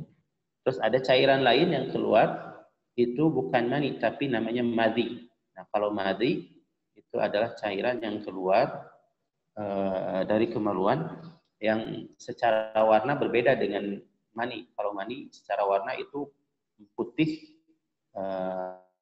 pekat dan kental ya. Kemudian juga mempunyai bau yang khas ya, seperti bau tepung, adonan tepung, atau seperti bau telur ya, bau telur. Nah, itu mani ya. Adapun madhi itu bentuknya atau warnanya dia bening, bukan putih tapi bening, dan bentuknya lengket gitu ya, seperti lengket cair. Nah, kalau mani tadi untuk membedakan ketika keluar dia tadafif, artinya keluarnya dengan secara memancar. Jadi kalau mani itu keluarnya secara memancar. Dalam Al-Quran disebut mimma indafiq. Jadi manusia itu diciptakan dari ma'in dafiq, dari air mani yang dafiq, yang memancar, bukan dari madhi ya.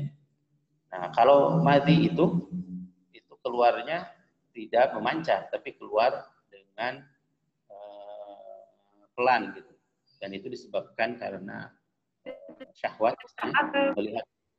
melihat sesuatu yang mengundang syahwat, kemudian keluar cairan bening itu, nah itu namanya madhi.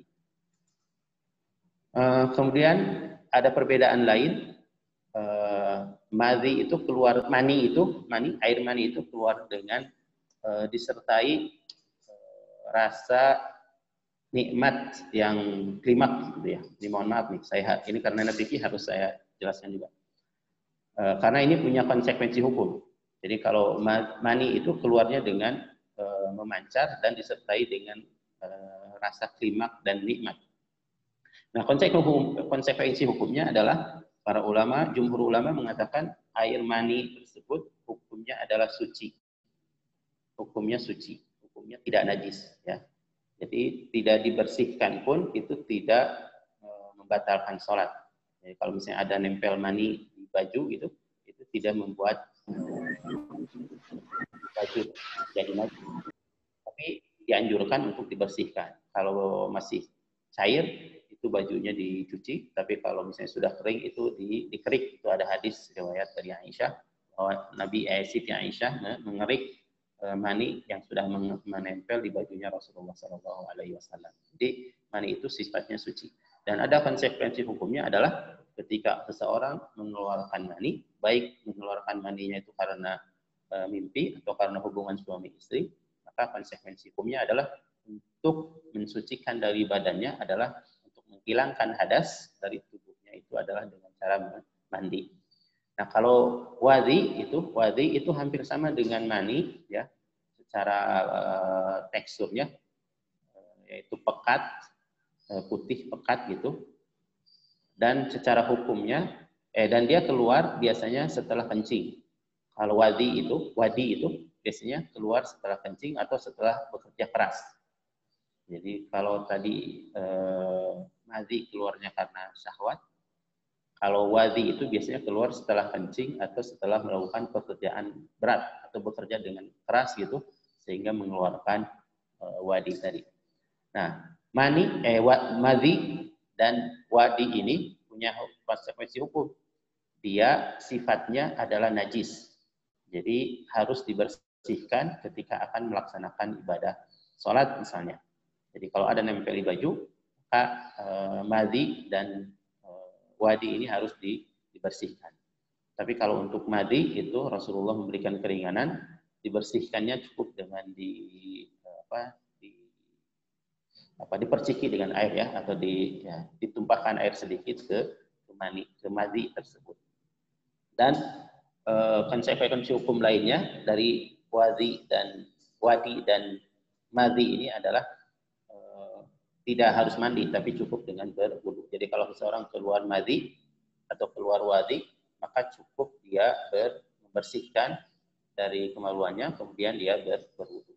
Berbeda dengan tadi dengan mani, dia harus disucikan dengan cara mandi.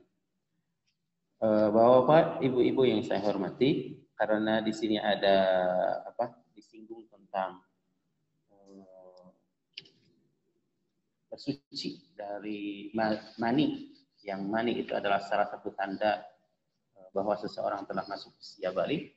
Di sini akan saya bacakan sebuah hadis yang diriwayatkan oleh Imam Bukhari dan Imam Muslim. Hadis ini diriwayatkan oleh Siti Aisyah radhiyallahu anha.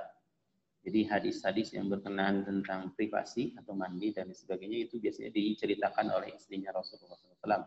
Ada dua hadis. Hadis yang pertama adalah hadis dari Aisyah radhiyallahu anha. Hadis yang kedua adalah dari hadis Maimunah. Dan dua-duanya adalah istri Rasulullah SAW.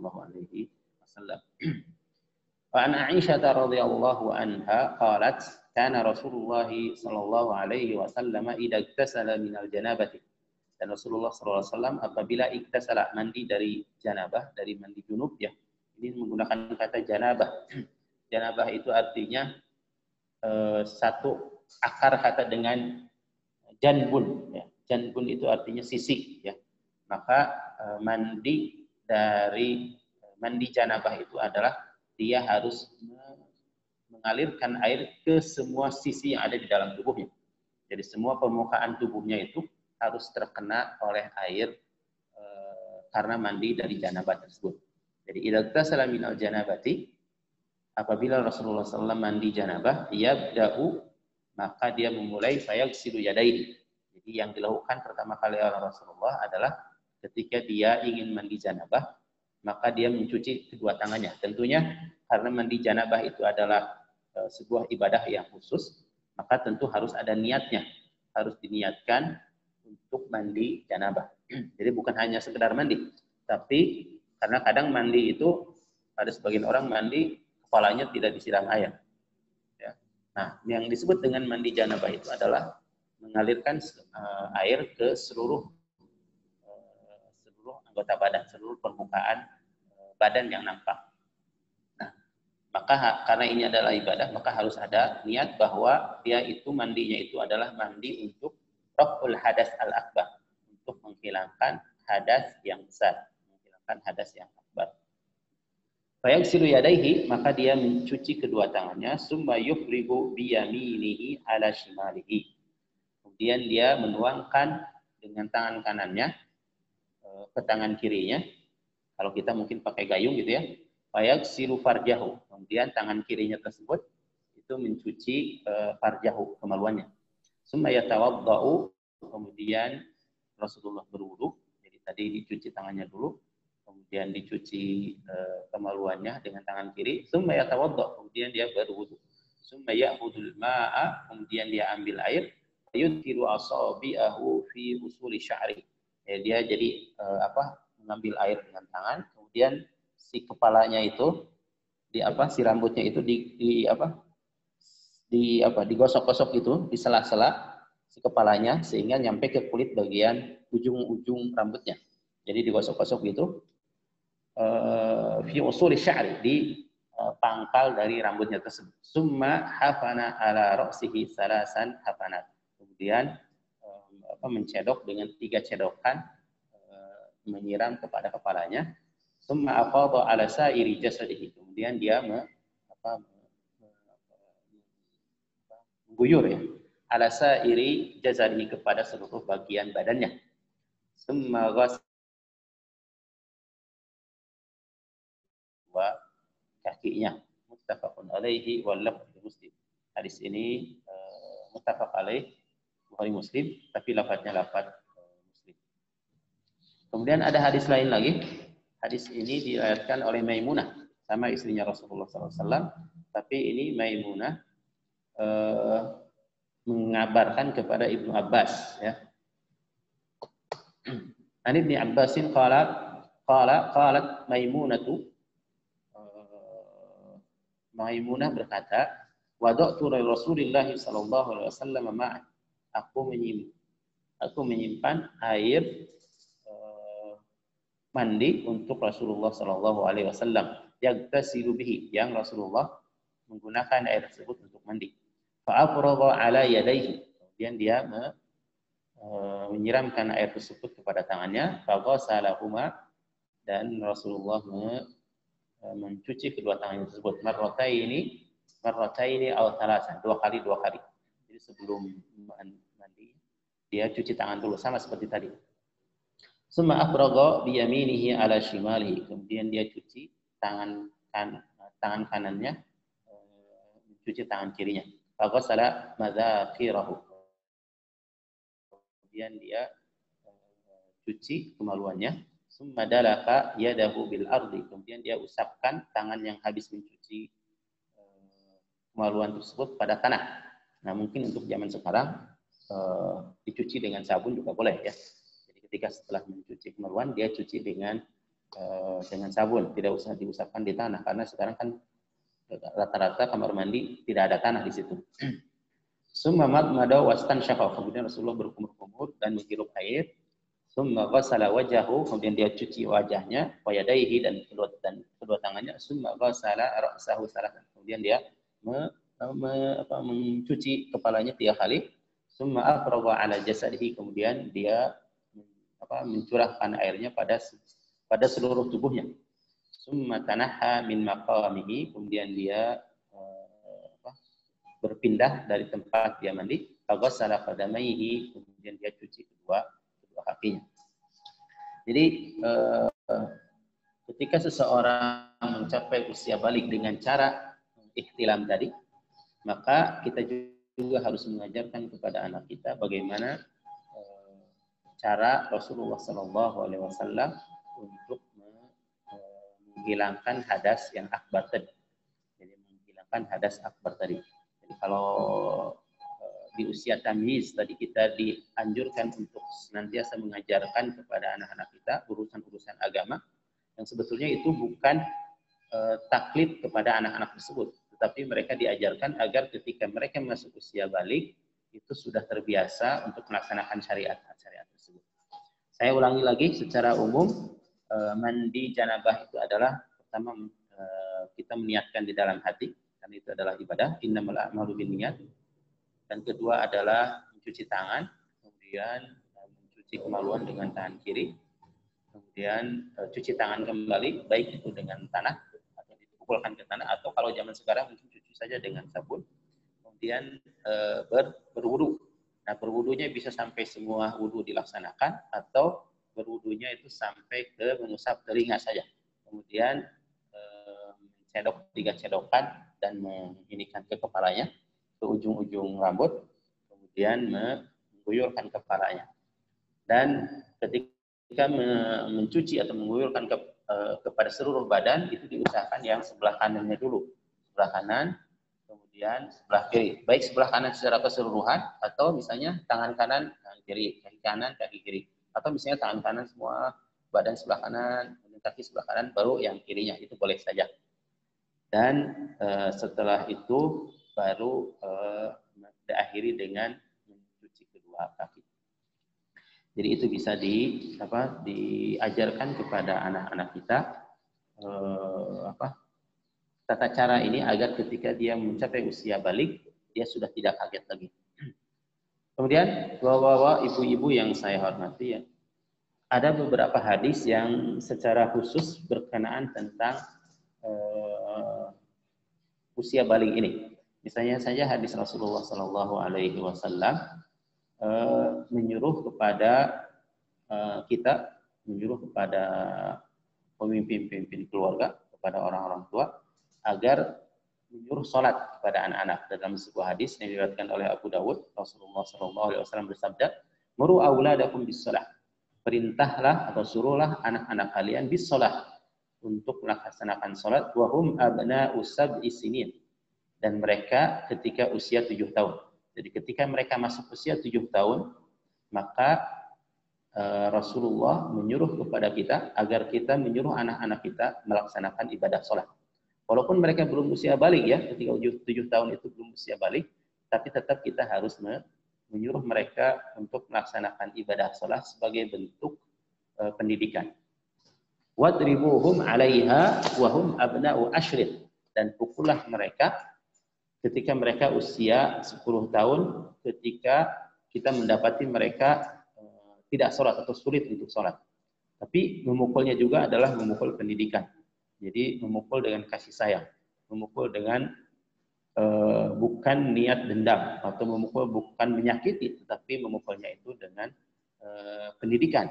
Ya, pukulannya bisa kita bisa ukur kira-kira pukulan yang mendidik itu yang tidak menyakitkan, yang tidak membuat anak nangis, hanya sebagai sebuah pendidikan. Dan kita katakan kepada mereka ini adalah perintahnya Rasulullah SAW. Dan yang terakhir adalah wafarriqu bainahum fil madhaji'i, dan pisahkan mereka fil madhaji'i, di dalam tempat tidurnya. Jadi ketika anak-anak usia 10 tahun, maka mulailah anak-anak tersebut tidurnya dipisahkan, ya. Baik misalnya kalau ruangannya banyak, rumahnya besar, ruangannya banyak, itu bisa saja dilatih untuk dipisahkan di ruangan-ruangan tertentu. Satu anak, satu anak. Kalau tidak ada, bisa saja dipisahkan tempat tidurnya, satu di bawah, satu lagi di lantai kan ada ranjang tuh yang 2 tingkat, itu bisa saja dibikin seperti itu. Atau kalau misalnya ruangannya nggak ada, cuma itu-itunya, kasurnya juga cuma itu-itunya, maka usahakan ketika tidur itu dibatasi dengan batas yang jelas, sehingga walaupun masih di dalam satu kasur, kalau kita tidak punya banyak kasur misalnya, keterbatasan, maka bikinlah batasan yang jelas di antara mereka tersebut, sehingga satu sama yang lainnya tidak saling tumpang tindih lah, kira-kira begitu. Jadi bikin batasan yang jelas walaupun di kasur yang sama ketika ada keterbatasan. Demikian juga fungsi dari dipisahkan ini adalah agar masing-masing punya privasinya masing-masing. Masing-masing anak punya hal-hal pribadinya. Demikian juga ketika tidur misalnya secara hukum, secara fisik dipisahkan. Tapi juga mungkin ketika tidur juga kita harus ajarkan kepada mereka untuk berpakaian yang kalau tidur itu tidak terbuka. Kalau misalnya anak tidur pakai rok kan itu akan tersingkap, terbuka. Walaupun beda kamar atau beda tempat tidur, itu bisa saja jadi terlihat oleh saudaranya. Nah, itu juga akan menimbulkan syahwat. Maka juga diusahakan ketika tidur mereka pun aurat itunya masih tetap terjaga. Kemudian dari hadis lain, hadis ini berhubungan juga dengan masa balik ini, adalah hadis Rasulullah SAW yang diriwayatkan oleh Abu Daud kepada Asma, ya. Rasulullah SAW bersabda kepada Asma di dalam sebuah hadis yang diriwayatkan oleh Abu Daud. Rasulullah bersabda, "Qala ya Asma, wahai Asma." Ketika itu Rasulullah berhadapan dengan Asma. Asma itu adalah saudarinya Aisyah. Ya Asma, wahai Asma, innal mar'ata, sungguhnya seorang perempuan, idza balagatil mahidha, jika dia sudah mencapai balik ya tadi, balagatil mahidha, usia haid, atau apabila seseorang perempuan telah mendapatkan haid atau mengalami haid, la tasruh an yura minha, maka dia tidak boleh nampak dari badannya perempuan yang sudah haid tadi, illa hadza wa hadza, kecuali ini dan ini. Wa asyara, dan Rasulullah mengisyaratkan ila wajhihi wa kaffaihi, kepada wajahnya dan kepada telapak tangannya. Jadi ketika Rasulullah SAW mendapati Asma, maka Rasulullah berkata kepada Asma, wahai Asma, ketika seseorang perempuan sudah mencapai usia balik dengan mendapatkan haid, maka tidak boleh nampak dari jasadnya kecuali hada wa hada, Jadi mengisyaratkan dengan menunjuk kepada wajahnya dan kepada telapak tangannya. Fakafaihi. Nah, ini juga penting bagi kita bahwa usia balik itu bagi seorang perempuan adalah kewajiban untuk menutup aurat. Ya, kita kadang ditemui misalnya di masyarakat menutup aurat ketika sholat saja. Ya memang betul sholat itu tidak terima kecuali harus menutup aurat ya. Tapi di luar sholat pun tetap kewajiban menutup aurat itu tetap ada ketika seseorang anak memasuki usia balik atau ketika seorang perempuan mendapati masa haid. Kemudian yang terakhir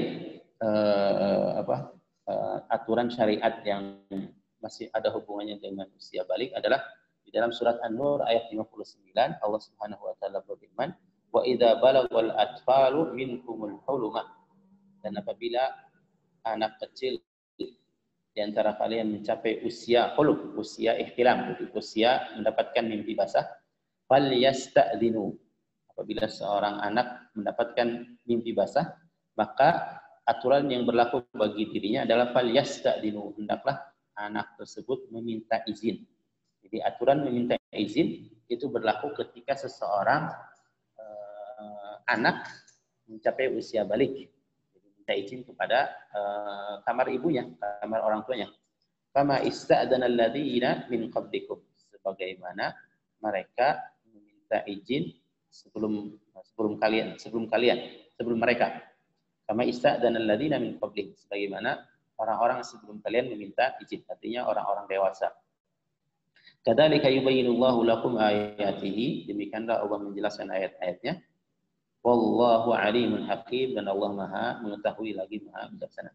Jadi di ayat ini jelas ada aturan izin bagi seorang anak yang sudah mendapatkan ihtilam, mimpi, untuk izin ketika dia akan masuk ke kamar orang tuanya.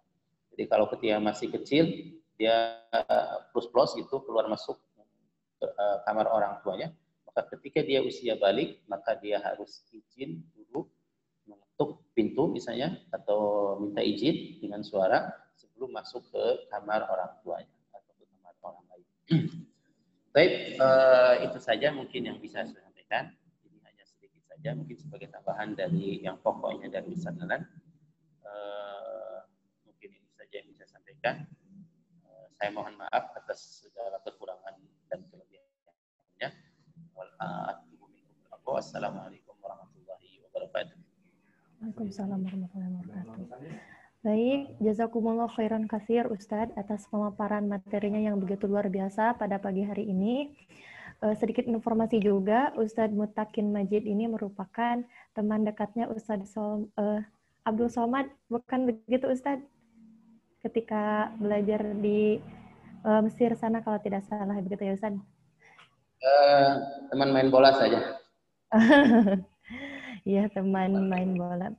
Ilmunya saya nggak ada apa-apanya. Iya. Ya. Cuma waktu dulu ketika di Maroko waktu itu.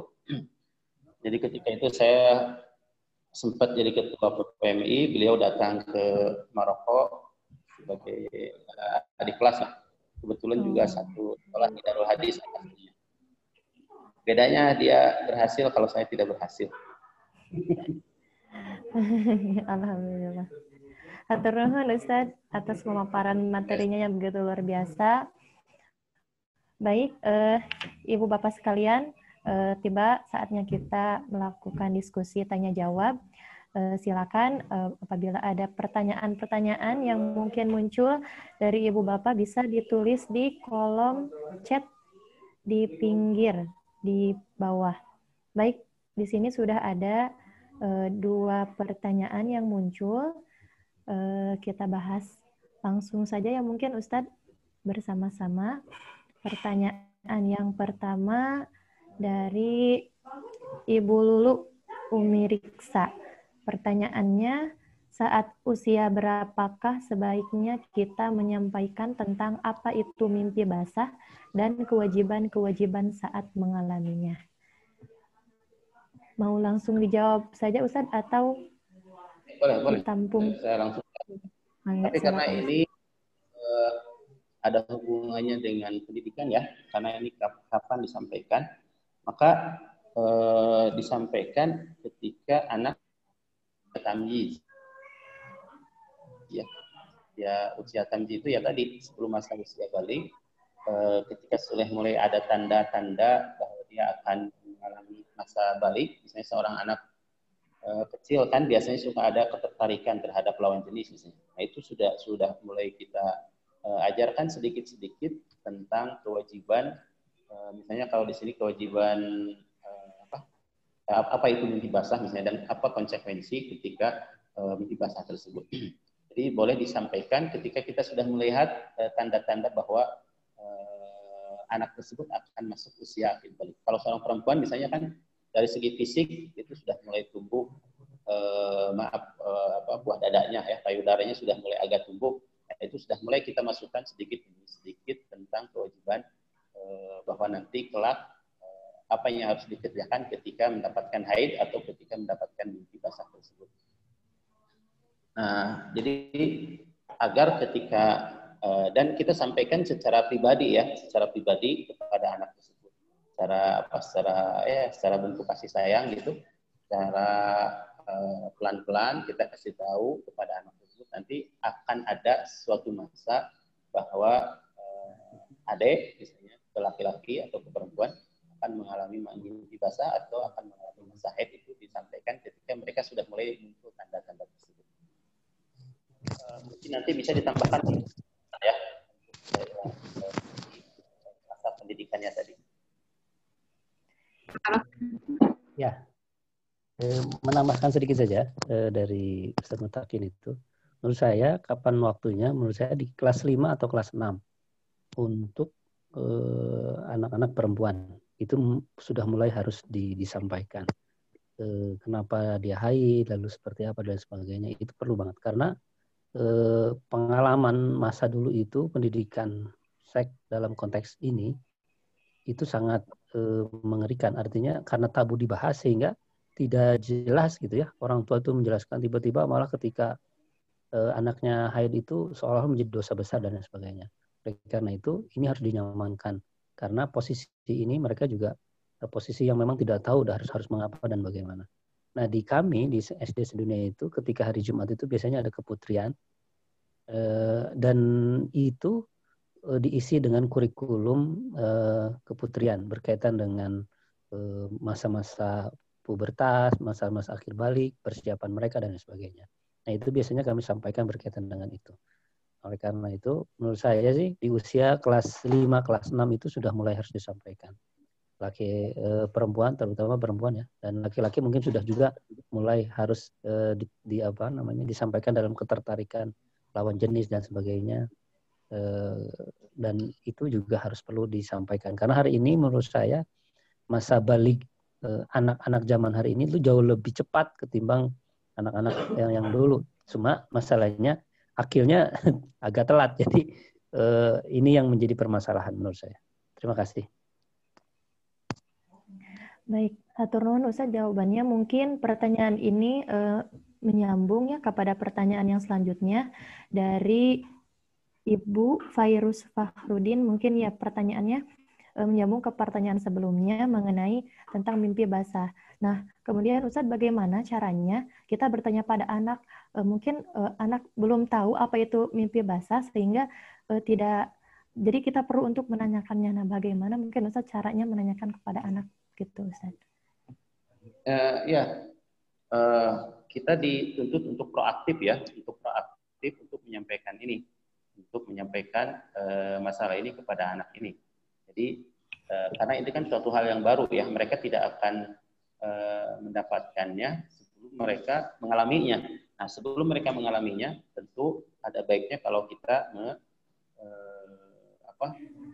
menyampaikan dengan secara perlahan lah, atau bisa jadi ada kejadian orang sudah mimpi basah tapi dia tidak bilang-bilang kepada orang tuanya. Kemudian kita masih menganggap bahwa dia masih usia tamyiz, yang masih usia belum mukallaf, sehingga kita abai terhadap kewajibannya. Jadi kita dituntut untuk proaktif, baik bertanya bertanya atau memperhatikan. Misalnya ketika tidur, bisa saja kita perhatikan apakah celananya basah atau basah bukan bau ini ya, bukan bau air seni, basah karena madi misalnya, karena mani ya. Nah kita juga proaktif untuk sekali-kali ditengok gitu, apakah celananya basah atau tidak. Maka kalau sudah basah maka harus segera kita ajarkan tentang aturan ini. Kemudian masalah ini kan sensitif ya. Sensitif biasanya seorang anak akan merasa malu untuk mengutarakannya karena ini kejadian yang tidak biasa terjadi padanya. Maka peran orang tua untuk proaktif mendekati secara personal gitu ya. Kalau misalnya di kelas atau di ruangan bersama teman-temannya kadang malu kan untuk bertanya. Maka kita gedein hatinya agar dia terbuka terhadap orang tuanya. Dan keterbukaan ini bisa dilatih dengan bukan hanya masalah itu saja, misalnya masalah-masalah yang lain. Kalau anak sudah terbuka, maka dia akan terbuka juga dengan perkara-perkara yang berhubungan dengan akil balik ini. Jadi misalnya terbuka dalam masalah pertemanan, terbuka dalam pelajaran, terbuka dalam hobi, terbuka dalam. Jadi sehingga antara anak dan orang tua, antara anak dan ibu, antara anak dengan bapak, kalau sudah terjalin dengan komunikasi yang bagus, maka orang tua akan dimudahkan ketika menyampaikan masalah ini. Itu kira-kira dari saya. Dan iya, saya setuju dengan Ustaz Lalan ya tadi. Jadi usia 9 tahun biasanya anak-anak sudah mulai ada yang sudah bisa mimpi basah atau mendapatkan haid di usia 9 tahun. Artinya ketika anak sudah 9 tahun atau di awal 9 tahun atau di akhir 8 tahun kita sudah mulai tanamkan itu atau kita mulai sedikit demi sedikit kenalkan hal itu. Hal yang berhubungan tentang masa balik ini. Ya, itu ada pertanyaan selanjutnya ya, Bu Hani. Iya, mungkin dari Ustadz cukup. Ya, saya menjawab. Ada pertanyaan tidur satu kamar. Iya, itu sama juga. Jadi kita biasa ini ada anak perempuan kelas 4 SD masihan tidur satu kamar dengan orang tua, tapi beda kasur. Nah itu nggak apa-apa. Kalau misalnya dia tidak punya kamar lain, misalnya cuma ada kamar itu, beda kasur ya nggak apa-apa. Itu juga salah satu pendidikan dia dipisahkan dalam tidur gitu. Belum mau tidur sendiri, cara membujuknya ya itu mau sadalan itu. Silakan sadalan. Cara membujuk. Ya. Jadi pertama adalah beda kamar. Kalau tidak punya beda kamar ya beda kasur. Kalaupun misalnya keterbatasan masih dalam satu kasur, buat pembatas yang jelas di antara anak. Silakan sadalan untuk membujuk. Ya, pertanyaannya tadi ada beberapa yang saya lihat itu. Sejak kapan mestinya orang tua itu memisahkan tidur anak? Kalau dalam hadis itu kalau tidak salah itu lanjutan dari yang wadribuhum itu ya Ustaz ya. Jadi ada dua di hadis itu, perintah sholat 10 tahun, pukul 10 tahun dipisahkan. Nah dipisahkan di usia 10 tahun kalau ngelihat konteks. Betul. Jadi kalau sudah usia 10 tahun itu bagusnya dipisahkan. Nah menurut saya sih lagi-lagi karena kondisi hari ini baliknya lebih cepat, maka menurut saya di sebelum usia 10 tahun itu, menurut saya anak sudah mulai harus dipisahkan tidurnya. Kenapa? Karena rekaman anak itu jauh lebih kuat ya, di masa kanak-kanak ketimbang di yang lainnya. Artinya gini, Ibu Bapak sekalian, jangan sampai anak-anak kita merekam hal-hal yang buruk dalam konteks permasalahan seksualitas. Oleh karena itu menurut saya bagusnya di usia 8 tahun itu dia sudah dipisahkan tidurnya. Bahkan di hadis yang lain itu bahkan tidak boleh satu selimut sesama jenis itu tidak boleh. Mau dia laki-laki tapi dalam satu selimut itu tidak boleh. Artinya satu selimut itu harus sendiri saja. Itu yang pertama. Yang kedua itu pertanyaan dari Ibu siapa tadi itu ya? Tentang akil balik itu kenapa harus peranan ayah yang lebih dominan? Karena berkaitan dengan akil pemikiran biasanya dominasi ayah ya, memberikan visi misi kehidupan dan lain sebagainya. Maka peranan ayah yang mesti didorong untuk melakukan hal itu. Dan nanti karena berbagi peran gitu, nanti peranan ibu untuk bagaimana mengolah rasa, empati dan lain sebagainya itu biasanya peranan ibu. Jadi lebih kepada berbagi tugas saja. Kalaupun nanti kondisi realnya itu nanti ada hal yang berbeda, itu nanti bisa diskusikan lebih jauh lagi. Sambil saya baca saja ya. Yang tadi sudah mungkin. Itu cara membujuknya lupa saya tadi Ustaz Mutakin. Saya kira kalau udah kelas 4 itu udah usia yang sudah mulai menuju balik ya, apalagi perempuan. Menurut saya ini mungkin banyak faktor ya. Mungkin karena faktor ketakutan, dia tidur sendiri dan sebagainya, itu juga menjadi faktor. Oleh karena itu menyampaikannya adalah bahwa ini adalah menjadi perintah dari Allah Subhanahu wa taala. Oleh karena itu di masa tamyiz itu tadi ada bagaimana metodologi pengajarannya itu, bagaimana kita selalu melibatkan Allah. Nah, kamu itu harus sudah terpisah tidurnya. Kenapa? Karena Rasulullah menyuruh kita untuk itu. Biar kamu menjadi anak yang mandiri, lalu juga kamu harus menyelesaikan permasalahan kehidupan sendiri. Kan gitu. Bahkan tadi nanti di usia SMP itu tadi kata Ustaz Mutakin itu kan ada waktu-waktu yang memang tidak boleh anak-anak itu masuk sembarangan ke ruang orang tua. Ada 3 waktu di Al-Quran itu ya Ustaz ya. Dan ya, itu juga perlu diendahkan ya, perlu dipatuhi oleh anak-anak kita. Saya kira itu. Baik, mungkin ada tambahan dari Ustadz Mutakin mengenai pertanyaan membujuk anak, memisahkan anak. Satu kasur dengan orang tua atau cukup saja Ustadz?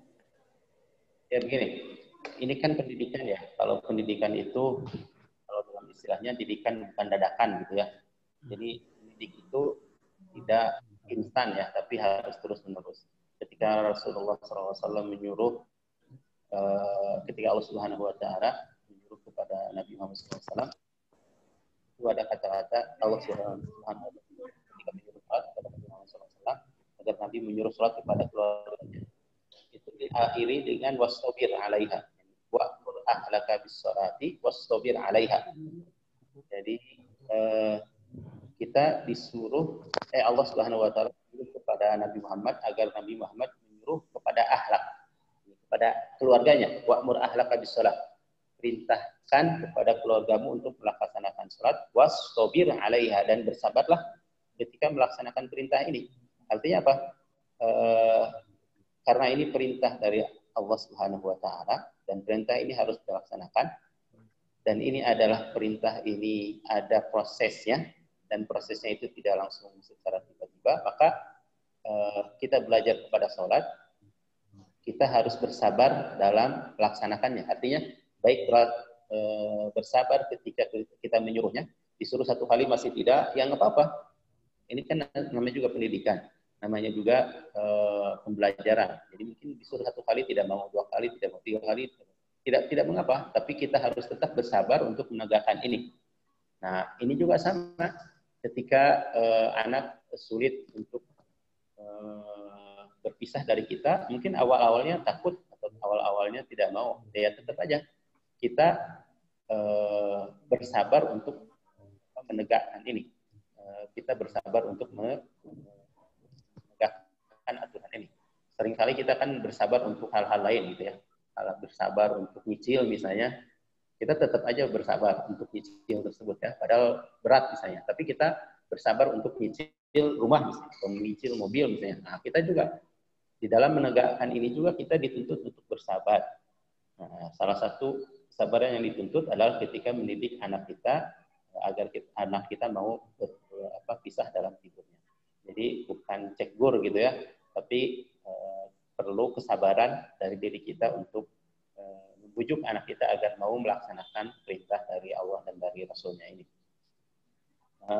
Untuk membujuknya ya perlulah kreatif kita, karena setiap orang kan beda-beda, setiap anak karakteristiknya. Ada anak yang mungkin disuruh sekali bisa, tapi ada yang takut, maka mungkin kita bisa bujuk dengan penghargaan, misalnya dengan dikasih hadiah dan sebagainya.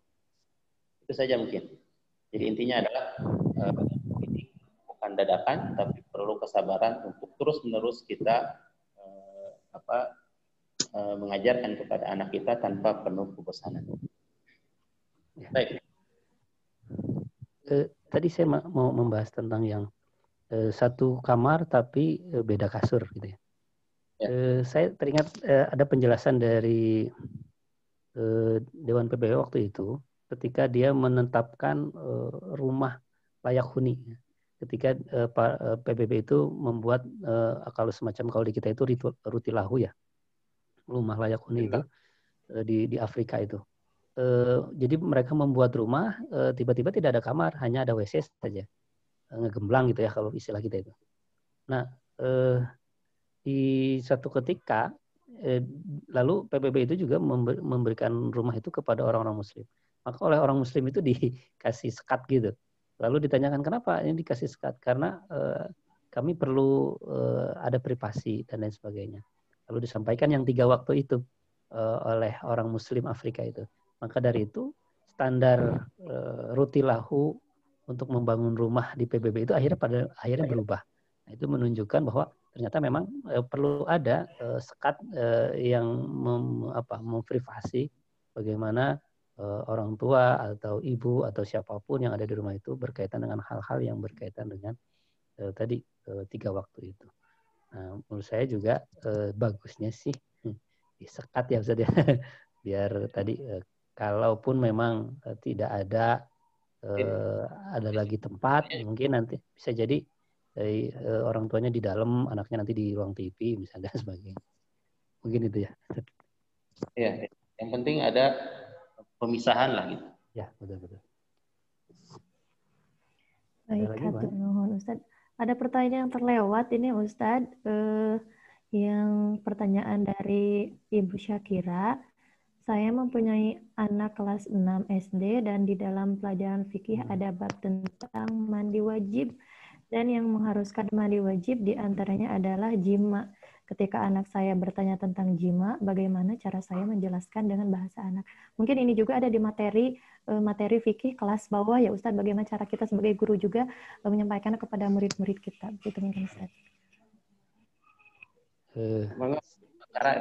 Ya, untuk bagaimana ketika misalkan ada materi itu di kelas 6, memang itu sudah masanya untuk bagaimana kita mengenalkan. Dijelaskan saja bahwa jima itu adalah hubungan suami istri. Cukup seperti itu saja. Jadi menjelaskan itu saja. Nanti kan banyak nanti berkaitan dengan jima, lalu nanti dia sudah balik dan sebagainya yang tadi sudah dijelaskan oleh Ustaz Mutakin. Nah, ketika menjelaskan jima itu apa sih? Hubungan suami istri. Nanti juga mereka sudah akan paham. Walaupun nanti anak-anak hari ini tuh biasanya terus banyak nanya. Gitu.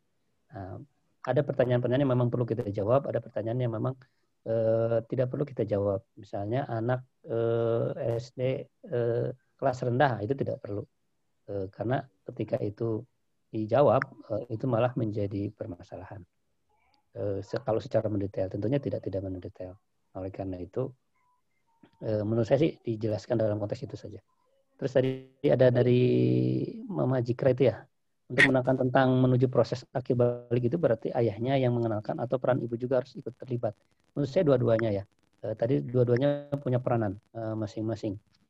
Karena akhir balik itu sebuah kesatuan, baik itu akal maupun baliknya. Maka ibu dan bapak juga harus berperan semuanya. Dan tadi sudah dibagi peranan-peranannya, atau nanti bisa melihat situasi dan kondisi. Enggak? Ya kan, Bu Ani? Enggak, mungkin ada tambahan dari Ustadz Mutakin terkait pertanyaan seputar menjelaskan jima terhadap anak. Cukup sekarang. Sudah cukup. Baik, Ustaz. Oh, ini dari ada Mama Aini ya? Ada pertanyaan terakhir, iya Ustaz, betul. Menyampaikan tentang akhir balik, khususnya saya pribadi apakah bisa bantu Ibu? Oh ya, di sekolah insya Allah untuk perempuan itu sudah kita lakukan ya, pendidikan akhir balik itu dalam konteks fikihnya, tadi harus bagaimana, harus seperti apa dan sebagainya, itu ada kurikulum kita. Nah, untuk laki-laki juga itu kita lakukan, tetapi tidak setiap hari Jumat. Nah, ada waktu-waktu tertentu saja. Dan biasanya laki-laki lebih riuh ketimbang perempuan. Kalau perempuan biasanya malu-malu, laki-laki rame kan biasanya gitu. Itu kita cobakan Ibu Bapak semuanya di sekolah kita, dan menurut saya itu sangat penting. Karena itu juga hasil riset kami ketika itu kita sudah sekolah di 6 tahun ya. Jadi memang sudah harus disampaikan kepada kelas atas dan sebagainya. Ini itu. Baik, mungkin ada pertanyaan lain yang ingin disampaikan oleh Ibu Bapak. Karena waktu juga masih panjang, durasi kita sampai pukul 11. Jika masih ada pertanyaan yang ingin ditanyakan, silakan.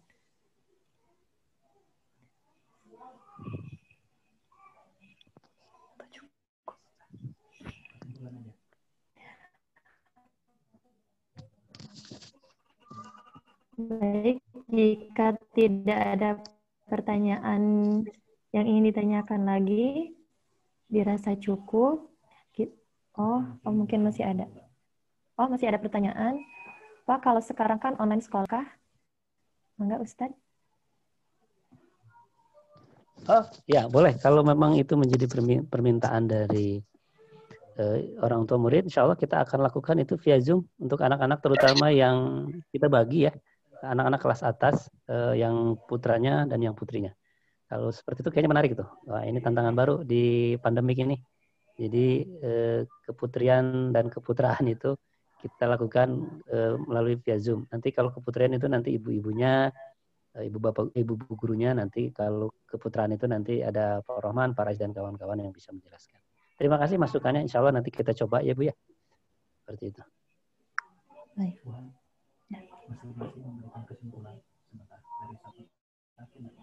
Ya. Baik, hatur nuhun. Terima kasih kepada seluruh peserta, orang tua yang telah bergabung bersama kami di webinar pada pagi hari ini. Terima kasih atas pertanyaan-pertanyaan yang masuk. Mungkin sudah cukup puas ya dengan jawaban yang diberikan oleh pemateri kita pada pagi hari ini.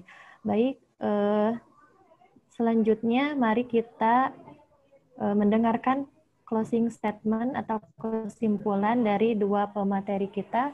Pada pemateri yang pertama, maka Ustadz Lelan kesimpulannya untuk materi kita pagi hari ini. Baik, bismillah Ibu Bapak sekalian, bahwa masa akhir balik ini adalah masa kemasan di mana anak-anak kita itu betul-betul harus dibimbing ke arah yang lebih siap untuk mereka pada posisi di akhir balik. Oleh karena itu, jangan menunggu mereka akhir balik baru kita mempersiapkan. Maka itu adalah hal yang telat. Maka di masa tamyiznya, di masa usia SD-nya, maka kita sudah harus persiapkan. Bagaimana yang harus kita lakukan. Bagaimana di usia SMP atau usia mereka sudah mandiri, sudah bisa menyelesaikan permasalahannya. Ada hal-hal yang memang perlu untuk mereka itu bisa melakukannya sendiri. Sehingga dengan seperti itu, masa akhir balik ini tidak mundur. Kalau dulu zaman Rasulullah itu di usia 15 tahun, ya, akhir baliknya itu. Kalau kita hari ini itu di usia 20, di usia 17 gitu ya. Padahal baliknya itu sekarang lebih cepat ya, ketimbang zaman dahulu. Oleh karena itu mestinya kita jauh lebih siap lagi. Nah, itu tantangan kita menurut saya, dan ini harus ada hal yang perlu kita kerjasamakan. Baik itu dari kebijakan, dari program dan lain sebagainya, sehingga itu bisa dirasakan oleh anak-anak kita. Mereka mempunyai persiapan mental, kemandirian, sosial, tanggung jawab dan lain sebagainya. Itu betul-betul siap di masa usia-usia tamyiz ini untuk mempersiapkan mereka di akhir balik. Saya kira itu saja. Terima kasih, dan insya Allah mudah-mudahan di masa pandemi ini dengan keterbatasan ruang dan waktunya, mudah-mudahan kita tetap bisa berkomunikasi, dan kami berharap komunikasinya itu terus bisa berjalan dengan apapun, bisa dengan Zoom, WA dan lain sebagainya. Kritik dan sarannya insya Allah kami sangat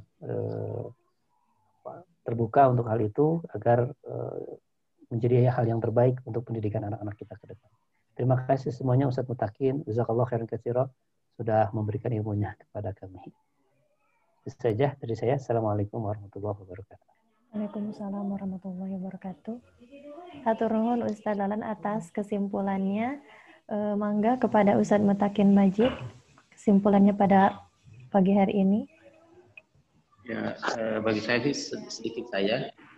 Marilah kita jadikan terapi kita hari ini untuk lebih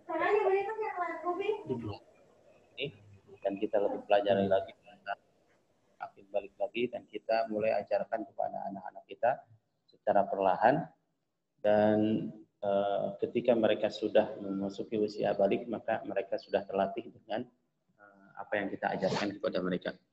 Itu saja mungkin. Sedikit saja ya yang tadi yang 3 waktu itu. Yang 3 waktu itu adalah izin diminta oleh yang belum balik pun harus izin ketika di 3 waktu itu ya. Di waktu sholat subuh, di waktu isya, dan di waktu zuhur, yang biasanya orang menanggalkan pakaian itu ketika yang belum balik pun itu di 3 waktu itu harus izin. Dan kalau orang sudah balik itu di setiap waktu itu harus izin. Itu ya. Mungkin. Terima kasih. Assalamualaikum. Waalaikumsalam warahmatullahi wabarakatuh. Alhamdulillah, hatur nuhun, jazakumullah kepada 2 pemateri kita yang luar biasa pada pagi hari ini, Ustadz Lalan Sahlani, Ustadz Mutakin Majid. Hatur nuhun, terima kasih atas materi yang begitu luar biasa yang telah diberikan kepada kami. Alhamdulillah, banyak sekali ilmu yang kita pelajari pada pagi hari ini mengenai akil balik, mengenai persiapan kita bagaimana untuk memberikan pendidikan kepada anak-anak kita agar kita tidak telat begitu untuk mengajarkan pendidikan usia akil balik. Hatur nuhun, sekali lagi saya ucapkan kepada seluruh peserta webinar pada pagi hari ini, orang tua siswa-siswi SD sedunia ataupun orang tua di luar sana, kepada guru-guru SD sedunia, dan seluruh peserta yang tidak bisa saya sebutkan satu persatu. Hatur nuhun atas partisipasinya mengikuti acara webinar pada kali ini. Baik, saya tutup acara pada pagi hari ini dengan doa subhanakallahumma wa bihamdika asyhadu an la ilaha illa anta astaghfiruka wa atubu ilaik. Saya kembalikan kepada Pak Rais. Mangga, Pak. Oke, terima kasih banyak kepada para pemateri, Ibu Hanifah, jazakumullah khairan. Dan sebagai informasi juga kepada para peserta webinar yang hendak menginginkan sertifikat, silakan langsung saja ke bagian admin. Nanti bisa untuk mengisi Google Form terlebih dahulu. Dan kami sampaikan juga kepada para peserta webinar yang telah memasuki grup WhatsApp, mohon untuk tidak keluar karena insya Allah kegiatan webinar ini akan setiap bulan ya. Mudah-mudahan kita bisa berkelanjutan atau continue. Jadi oleh karena itu dimohon untuk tidak bisa left group terlebih dahulu. Dan kami ucapkan terima kasih banyak kepada seluruh peserta, terkhusus untuk kepada pemateri yang telah memberikan materinya. Alhamdulillah kita mendapatkan kecerahan tentang akil balik. Begitu juga buat para peserta, orang tua siswa, dan peserta dari luar. Terima kasih yang jauh-jauh ada dari Bengkulu. Ada Ibu Ropi juga. Terima kasih banyak Bu Ropi sudah bersilaturahmi di webinar SD Sedunia. Selanjutnya ada Abi Kusmana, Andi Nurfala, Anggi Devia, Ibu Ane, dan lain sebagainya. Silakan bagi para peserta yang berkenan untuk live Zoom meeting, mangga. Hatur nuhun, jazakumullah khairan.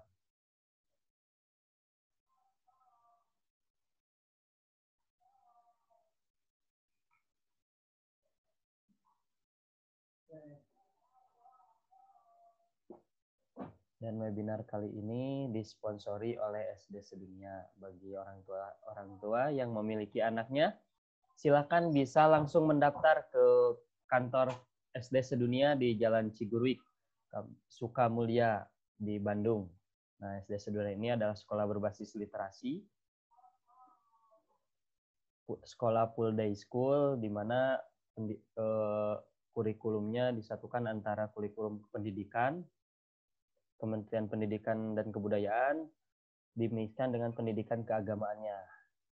Dan alhamdulillah sekarang sudah dimulai untuk pendaftaran. Alhamdulillah kita sudah ada kurang lebih 10 yang sudah masuk, yang sudah mendaftarkan di SD Sedunia. Keburu ditutup untuk pendaftaran, silakan bisa dari sekarang. Oke, itu saja. Terima kasih banyak. Saya Raisa Pijitikan. Mohon izin pamit. Assalamualaikum warahmatullahi wabarakatuh. Assalamualaikum.